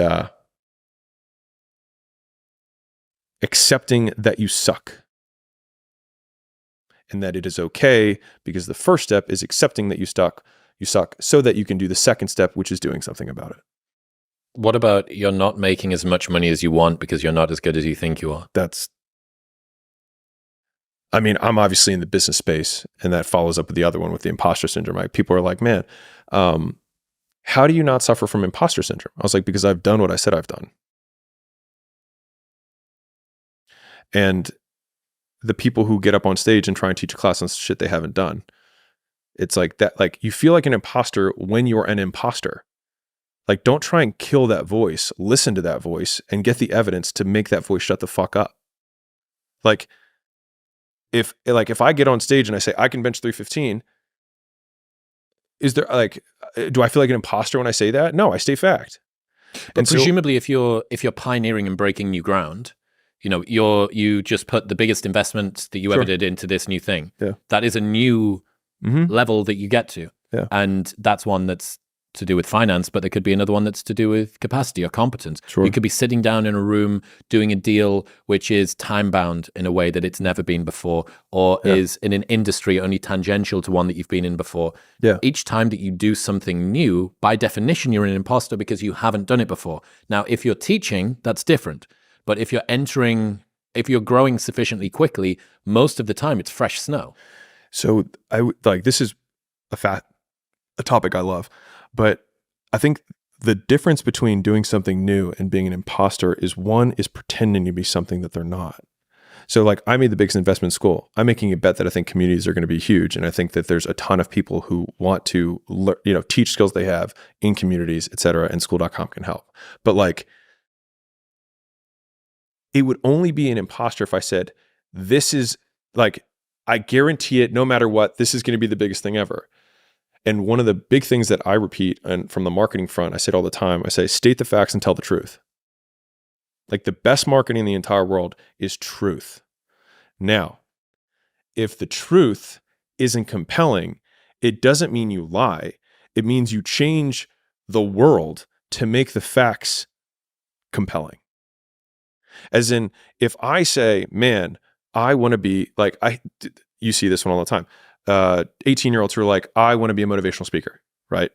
You say, okay, well, what are your facts? You've done nothing. Great. So they then lie so that they can try and claim success that they don't deserve, so they can get authority that they can't back up, and eventually are called out and are flattened. To be fair, they only impress people who don't know anything anyways. So if they're honest about it, they look at their fact sheet and say, what would a motivational speaker have to have in order for them to have authority? And then that becomes your action list of what you need to do. And then once those facts are the truth, then you can state the facts and tell the truth. And then people will be like, wow, that's so motivational. But all you did was tell the truth. And so like, that is why I've so wholeheartedly rejected one, like, you are worthy, you're not worthy. If you had it, then you wouldn't even need to say you were worthy, because you'd already fucking have it. And if you were, and like, I struggle with imposter syndrome. Why? You only struggle with imposter syndrome because you're fucking lying. Like, that's why you feel like an imposter. And now they're like, well, I didn't. The thing is you can fudge the truth. Like, you can not lie is very different than telling the truth. Like, I can make something seem a certain way without deliberately breaking the law, but I'll know. And that's why you feel like an imposter, because you fucking know. And there's the guy in the other room who's clearing his throat, be like, that's not fucking true. And then that discord. But if you just say what you have done, or you say what you are doing, I'm making this big investment. It's a big bet for me. The reason I'm making this bet is because I see this trend and I think it's a good idea. I could be fucking wrong, but I'm not going to feel like an imposter because of it, because that's the truth. Thinking about the community thing, I had a conversation a little while ago. I don't think that you're far off wrong, especially in an age of automation. This guy made a really great point, which you probably thought of, which is one of the very few things that you can't automate is community. Can't AI community? No. What you're going to have? I mean, yeah, maybe a zillion bots in a yeah, exactly. One guy one guy and 1,000 bots that are all doing it. Maybe GPT-10 can do that or whatever. But the next, this interquartile period, whatever we're coming up to, is the easiest way to hedge against automation, I think, is to focus on community. All right, next one. If you can be in a bad mood for no reason, you might as well be in a good mood for no reason. If it's not going to change your life, it shouldn't change your mood. If the cost is peace of mind, don't buy it. Yeah, if you can be in a bad mood for no reason, then you can be in a good mood for no reason, which means that if you can do something that's amazing and still have a shit day, it means you can do something that sucks and have a good day, which means the entire excuse around, I don't want to do all these hard things because as a proxy, it makes my mood sad, is ridiculous, because it means that we are ultimately in control of how we want to perceive the work that we do. And so I think that is ultimately the most freeing thing that you can do in terms of how you can equip yourself to get through those harder periods. Why do you think there's so much cynicism at the moment, especially on the internet? It's easier. You can always defend no. Like we actually deal with this a lot at acquisition.com from an investment perspective. And we actually have to check ourselves, which is it's always easy to find a reason not to do an investment. So we have a no bias. And you should have, you should overall have a no bias. Like you should say, okay, here's all the things that could go wrong. And you have to kind of think that way because you have to manage risk. But if you say no to everything, you're always right in the short term. But if you never make an investment, you're wrong in the one way that matters, which is you get no return. And so like you always miss the short-term losses, but you lose the big long-term gain. And so it's, again, this is a continuum to be managed more than a problem to be solved. But cynicism is short-term. It's like when you go home, right, and you want to start a new business, or you have a girl that you're bringing back, and your friends and your family are like, she's not going to last, or like, this isn't going to be forever. They are right. Literally every single time, except for the one time you bring your wife home. And in that time, they're all wrong. And it's the one time that fucking matters. And so the idea, but the thing is because of the false positives or the true positives, they might have been right literally 19 out of 20 times. And if they were right the first time and the second time and the third time and the fourth time, why would they bet against no on the fifth time or the 50th time? But you only need one yes or one positive to change your entire life. And so there's this habit, and that's where cynicism comes from, where we get so many positive reinforcers for saying no and being right. But it's only short-term being right, because you have to make big bets to win big. And that also means that you're wrong plenty of times, and people aren't willing to look stupid for being wrong. This Skool bet could go wrong. I'm betting it's not. But everything has risk. And I've been public about it. Right. And so like, if anything, but like I've played this out. So like, I'll tell you how I played this out. I was like, if it goes wrong, I'll document the things that I learned and that I'll apply next time. And I'll do what I've always done. State the facts and tell the truth. It is strange to think about how being cynical or skeptical or kind of sardonic or cutting or aloof, it's used as a proxy for being smart. Oh, yeah. The worst thing that anybody could be accused of is naive. That's what they're trying to optimize against. They don't want to be seen as naive. Oh, you hope that everything was going to be good. Oh, that's cute. Like, the world will teach you. Don't worry. It's like you'll learn. Yeah. People don't want to be naive, and they'll be right. And that's what's painful, is that it takes more effort to start in the beginning, and more people are right about the fact they're like, hey, you're not going to hit it big. And guess what? A month in, you're not. But they're only measuring on months. And at 6 months, you're also not going to have hit it big yet. And they're going to be like, I'm still fucking right. And at a year, you're still not going to have hit it big. And they'll still be fucking right. And every day that you haven't hit it, they're going to feel like they were right. But they're wrong, because they're measuring in days and you're measuring in decades. There's this idea from Gwinder called the cynical genius illusion. Cynical people are seen to be smarter, but sizable research suggests they actually tend to be dumber. Cynicism is not a sign of intelligence, but a substitute for it, a way to shield oneself from betrayal and disappointment without having to actually think. there's a tweet on a Doomsday Money Twitter guy, and he said, yeah, he's predicted 16 out of the last 3 recessions. And the thing is that no one recalls the other 13 times that guy was wrong. Yeah. And they don't recall all of the gains that probably were made in the marketplace by people who didn't sell during that time period. There was this broad, you know, people forward shit on WhatsApp, and if it's been forwarded lots of times, it even says at the top, forwarded many times. It's like a little warning. And this happened, I think, around COVID. There was an image of one guy, one squaddy, wearing like army gear, walking through the streets of London. And this was forwarded on WhatsApp as evidence that the army was going to come and hold people in their house at gunpoint. And if you left, it was going to be martial law was going to be deployed on the streets of London. And this went fucking nuclear, completely interstellar, absolutely everywhere. What happened with that? Yeah, right. What happened with that thing? Not a single person who decided to spout this half fucking baked opinion that never turned out to be true ever got held to account for that.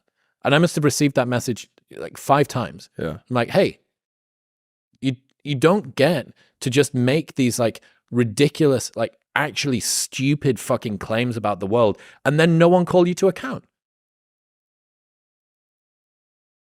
I'm going to hit on the cynicism point. The world belongs to optimists. Because if you're going to do anything big, you have to believe that it can happen. Otherwise, it never will. That Sean Puri thing, the cynics get to be right and the optimists get to be rich. Yeah. Like, if you look at it from a percentage of success rate, I've been wrong more times than I've been right. I have failed more times than I've succeeded. But you always succeed more and are right more in the big ways than the people who've been right all along and are wrong. Trevor says this, my editor. He says 99% right and 100% wrong. So like they're right 99% of the time, but they're wrong 100% because the only thing that matters is the big one at the end. Like your family and friends will say that every girl that you ever date is not good enough, except for the one time you find the girl that you're actually going to marry. And then it doesn't matter. Or like this won't last. Or like this business idea, it's not going to work. And you might have 9 failures. I felt my first 9 businesses didn't really amount to anything. 9. As in the first one, spent time, fucking failed. Second one, this one will be different, fucking failed. Third one, this is the one. And then 6 more after that, right? I'm just painting this picture because like it's painful as shit because the whole time everyone is telling you, I told you so, and they're right. Today. But not forever. If the cost is peace of mind, don't buy it. Why? I use the peace of mind as a indicator for breach in values. So that's I want to become known rather than, and sacrifice my reputation in order to do so.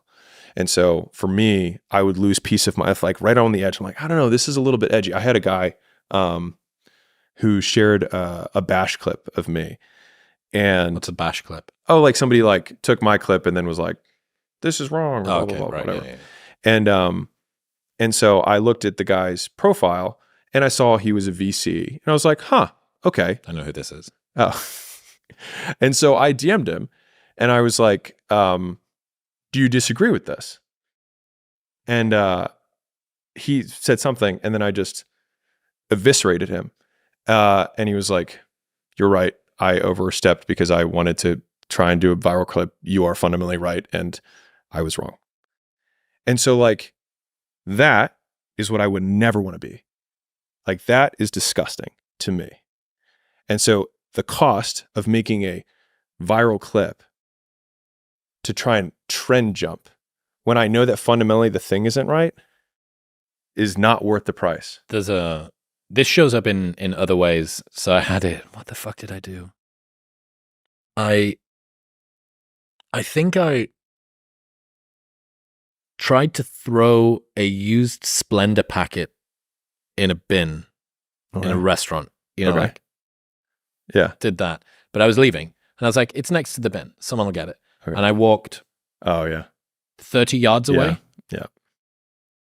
Fuck. Yeah. Turned around, went back, put it in the bin. Yeah. You'd know. That's the peace of mind. Yeah. And this is another one of those interesting reframes. This is really, really interesting to me. If the cost is peace of mind, don't buy it. You can see, and I did for a long time, my inability to move in as ruthless of a way as other people do, as a weakness, as a vulnerability. And I realized in retrospect that it's just a higher standard that I'm holding myself to. And that can be, that will result in many times me doing things that, and having things that I need to overcome. I'm working on my people-pleasing tendencies as hard as I can at the moment. To not? Yeah. I end up, I don't like to disappoint people. Sure. I don't like to do things that causes other people to feel bad or feel hurt, or to tell them things that they don't want to hear. That's why that Dr. Robert Glover, the No More Mr. Nice Guy, was just so fucking like very, very, very incisive. But I realized even with that, I had a conversation with a friend, and it's to do with this book. And there's a bunch of ideas that everybody's been working on in my friend group for quite a while. And I was like, I really want to write about this thing, and sent him a long, overly arduous voice note explaining about how conflicted I was, because it's not my idea. Now, no one owns the truth. That's one of the brilliant things about working through quotes and things like this, is no one owns it, right? Like, if it's accurate, nobody gets to own the truth. It's just an insight about the way that reality exists. So I sent him this big, long voice note, and he replied to me and said, and I'm over pattern matching a lot of the things I'm doing as people pleasing. Like, I think I sent you that tweet about, I just learned about the recency bias, and of all of them, I have to say it's my favorite one. Right. It's like, you see this new thing and it's the hot new toy that you're playing with or whatever, the like shiny new toy. And he responded and he said, I wanted to say how grateful I am that you, in amongst all of the stuff and the book and the show and all of the different people pulling on your attention, that the first place that you would go to when thinking about this idea is how I would feel, rather than how you can like wheedle it so that you get the outcome that you want or whatever. I would be very hesitant in you saying, or you calling that people pleasing, when it's one of the reasons that I love you as a friend. And I was like, that's interesting. That's a reframe that I hadn't anticipated. And that is, again, the peace of mind thing. Now, your level for peace of mind may be different to somebody else's, but I don't think that that's something that you should be ashamed of. You know, as a fun challenge for anyone who's listening, try telling the truth in social settings. So when someone invites you to a party, instead of coming up with a fake excuse that you both know is a fake excuse, just say, I don't want to go. Really fuck with you. And if someone like says, hey, can you, help me move? You're like, I don't want to. It's very freeing, because the thing is that like their response is on them. And if I try and anchor myself to truth. If I just tell the truth and state the facts, I'm good with me. And if someone, and I ask, because I had an exchange recently where I said that, I say it often, and now people who are around me are accustomed to the fact that I will just state the facts and tell the truth. I said, would you have preferred that I've lied to you? And the guy just, I was like, so you would prefer that I lie? I will not be associated with someone who would prefer that I lie to them, because it makes my life difficult, because then I'd have to lie, which then would breach one of my values. So in the future, I had someone who recently was like, hey, if you need anything, let me know how I can help. I'd be like, you don't mean that, because if I actually need something, you will not help. And so it's really uncomfortable for a lot of people, because it breaks a lot of social norms. But I think that it's kind of like the 100 no's is like being comfortable. Like, it's just being comfortable with the truth. And the truth is one of the scariest, ugliest things, like, why don't you want to go on another date with me? I don't like you.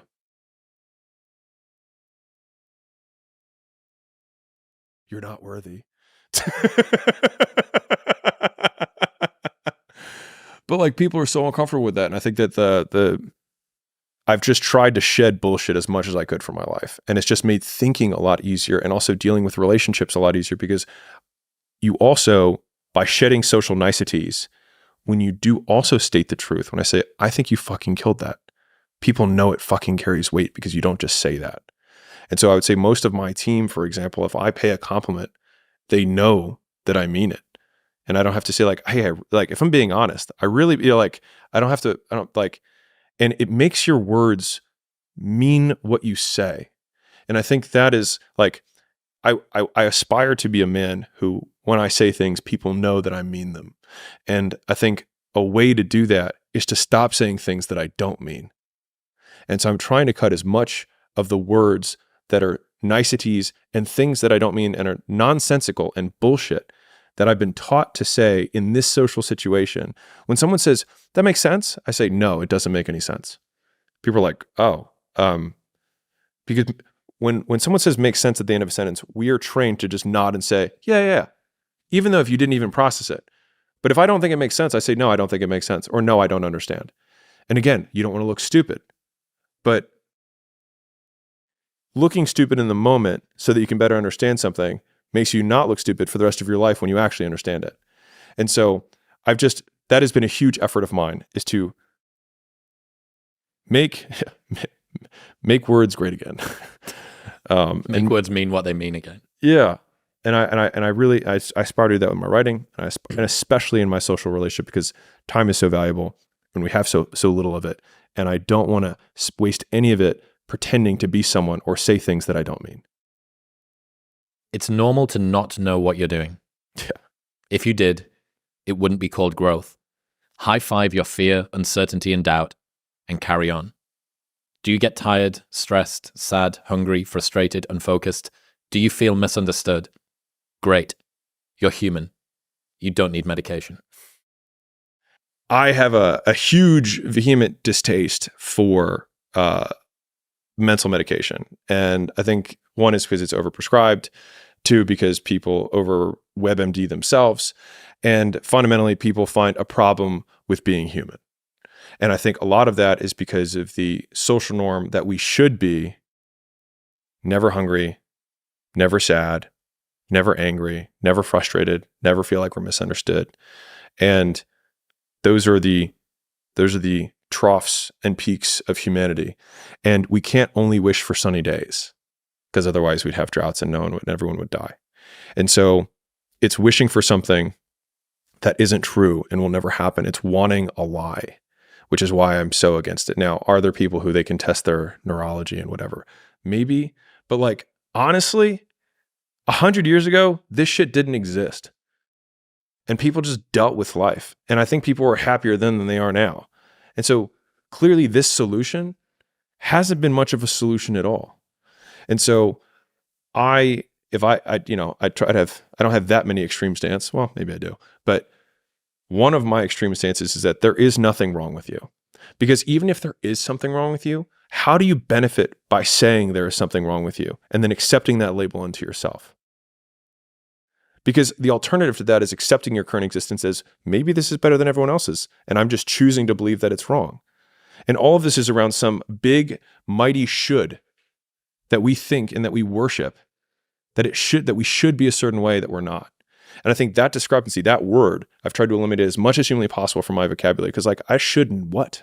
I should nothing. According to whom? Why should I be happier? Why should I have less anxiety? Why should I feel more understood? And so like pretty much the beginning of every ad for like Levitra or whatever the new serotonin, SSRI thing is like, they describe humanity. They just say like, are you hungry? Are you tired? Are you horny? Are you dissatisfied in any way? Well, the cure of that is a pill, which I wholeheartedly decry anything that gives an if-then statement for happiness. So like, you will own nothing and be happy. Like, you want to say that you're going to change my external condition to change how I feel? I just reject it as any kind of if then I will be happy. But like the pill, the over medication part, I've had too many people too close to me ruin their lives hopping from SSRI, and getting on cocktails of pills and they've got a sleep med and they've got a wake up med, and they're just a walking pharmacy. It's crazy for people who aren't American to look at the way that America deals with this. I remember, so in the UK, just for context, you can't get prescribed melatonin. You can't buy it over the counter. Right. You can't buy it on Amazon. My video guy, when he flies over here, takes it back like he fucking smuggle it, like he's like Pablo Escobar, but with melatonin tablets instead. Like going into CVS, am I allowed to get this? That's the degree of difficulty that it is to get prescribed anything. And in America, the first place that people turn when they have a problem is the pill bottle. I mean, I have 2 physician parents. So like, and I would say Western, for the most part, Western medicine through the just belief in all pharmaceuticals and all that kind of stuff. And so I grew up really close to it. My grandfather is a physician. So like just lots of medicine in the family in general. And I just hate it. I really do. I don't hate a lot of things, but I hate what it does to people. And more, the underlying thing is that they reject being human and they think there's something wrong with them. And so many people waste all of their time trying to solve a problem that is life rather than living it. And it drives me nuts. Like they search for the medication rather than confronting the problem. Like you don't have an anxiety problem. You need to deal with whatever the thing you're worried about is. Like I mean, man, I have too many controversial beliefs. I'm getting into too much of it. It's like, you drink a lot because you're stressed. If you deal with the thing that stresses you, that's the trigger for you drinking. So yes, there's addictive properties to drinking. I'm not denying that. But the thing that leads to the drinking, the condition that creates that, that's something that you can attack. And so I think so little attention is given to accepting reality rather than saying there's something wrong, that people waste their entire lives searching for an answer that doesn't exist. What about it's normal to not know what you're doing? If you did, it wouldn't be called growth. High five your fear, uncertainty, and doubt and carry on.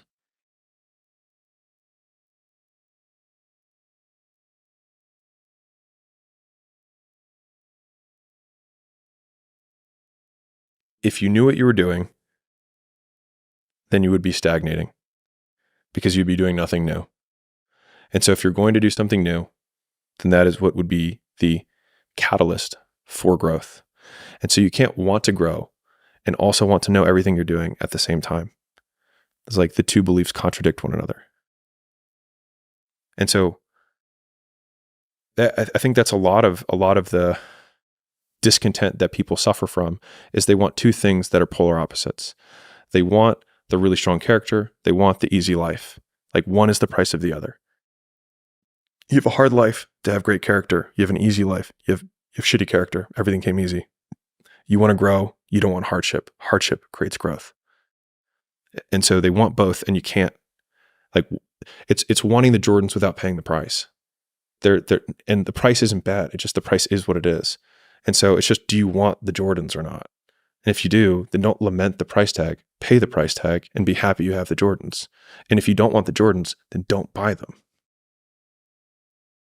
There's something in here is around comparing the lessons that people who have achieved success tell you about how to also achieve success when they're using that pattern, which is, well, they look like they know what they're doing. I should look like I know what I'm doing. I should feel like I know what I'm doing. But you don't know what you're doing. Right. You're a white belt, and that person's a 3rd degree black belt in whatever it is that you're trying to pursue. State the facts and tell the truth.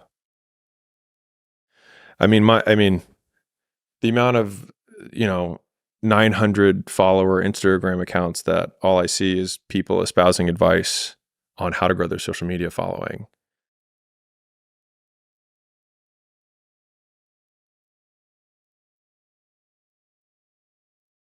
You're never going to win. Like, you don't get it.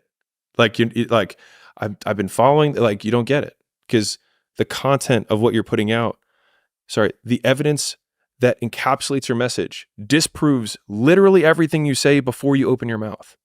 And the thing is that people are obsessing about the algorithm and this type of font, and I should do vertical format, and I should do horizontal format. And I use this as an analogy that you can draw to anything.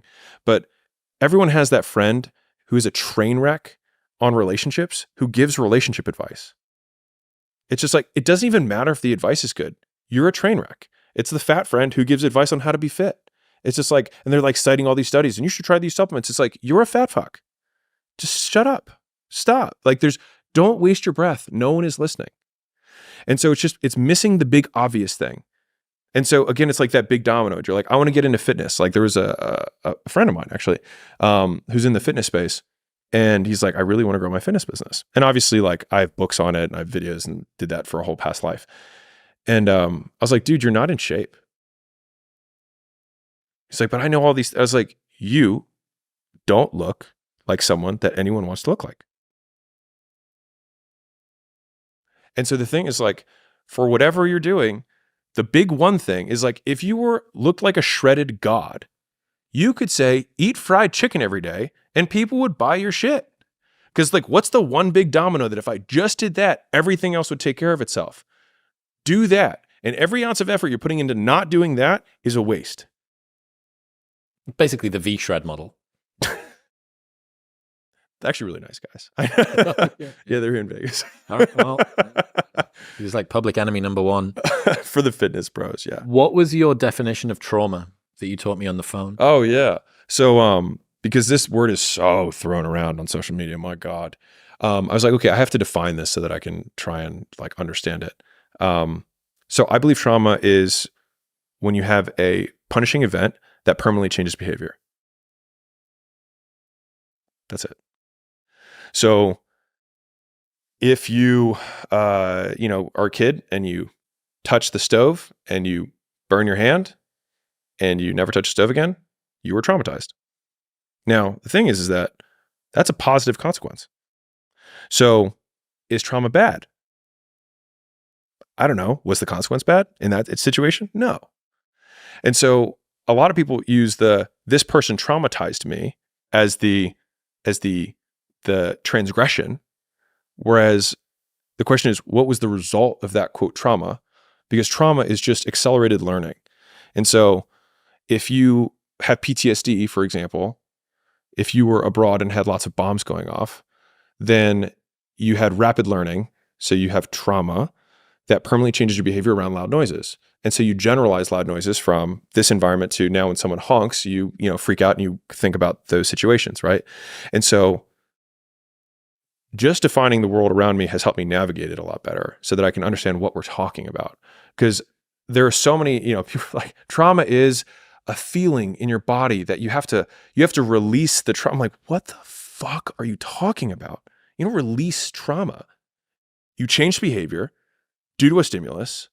That's it. And so if you want to change your behavior back, you create a new condition that reinforces the new behavior you want. Period. Because otherwise, we appeal to mysticism and we just say a lot of like nonsensical bullshit that the whole woo-woo world is all about. I actually spoke at a woo-woo event, which was really funny. How did that go? Surprisingly well. I just started by being like, you will all disagree with most of the things I say. But they kind of mysticized my nihilism. So it worked out fine. How do you do that? Well, because I just describe actions.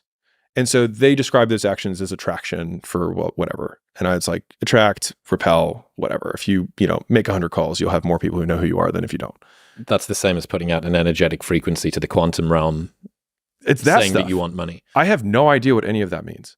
Dude, there was a podcast that I got linked to from a girl in Austin who got inducted into some weird cult that was sacrificing period blood at the full moon so that they could get Birkin bags. Yeah. Austin's a weird place. So you were there for a while. I was. Yeah. Well, too weird for me. Spat you out. Alex, I appreciate you, man. Thank you for coming on. What's next? What can people expect from you next few months? Well, all my effort is in the Skool Games. So we're, I can talk about them. I can not talk about them. Yeah. So I just made the biggest investment in my life. I'm now co-owner of Skool.com. It's a platform where you can build what you want to build, learn what you want to learn. And schools will give you the tools, the community, and the education to help you. And so we've actually created a whole thing where people can start all this stuff for free.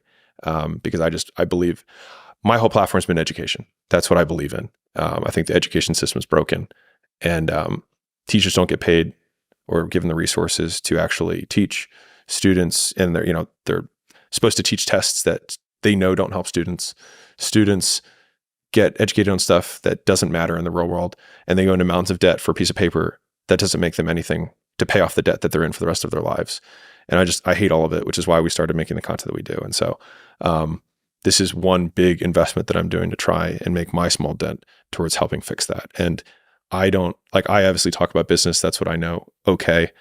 But one person can't do that. Like, I can't change. I mean, I can try, but I don't think one person is going to change the world. And so I wanted to invest in a platform that would help other people do that for one another. And so whether it's like, you know how to paint and you want to teach people to paint, you know how to fix Hondas and you want to teach people to do that. Like, there are so many more useful skills that we can trade with one another. And I think Ben Franklin said, there's no more noble a deed than to help another know more, to educate. And I wholeheartedly believe that. And so, that's what I'm investing my dollars and my time into. And so, that's like my whole next year in terms of what I'm investing. Obviously at acquisition.com, we continue to invest. We're a family office. And so if you have a business that you want to sell or scale, you can hit us up. Hell yeah. I'm going to enjoy watching it happen, man. Appreciate you. Thanks for having me on. Thank you. Thank you very much for tuning in. If you enjoyed that episode with Alex, you will love my 2-hour conversation with David Goggins, which you can watch right here. Go on. Tap it.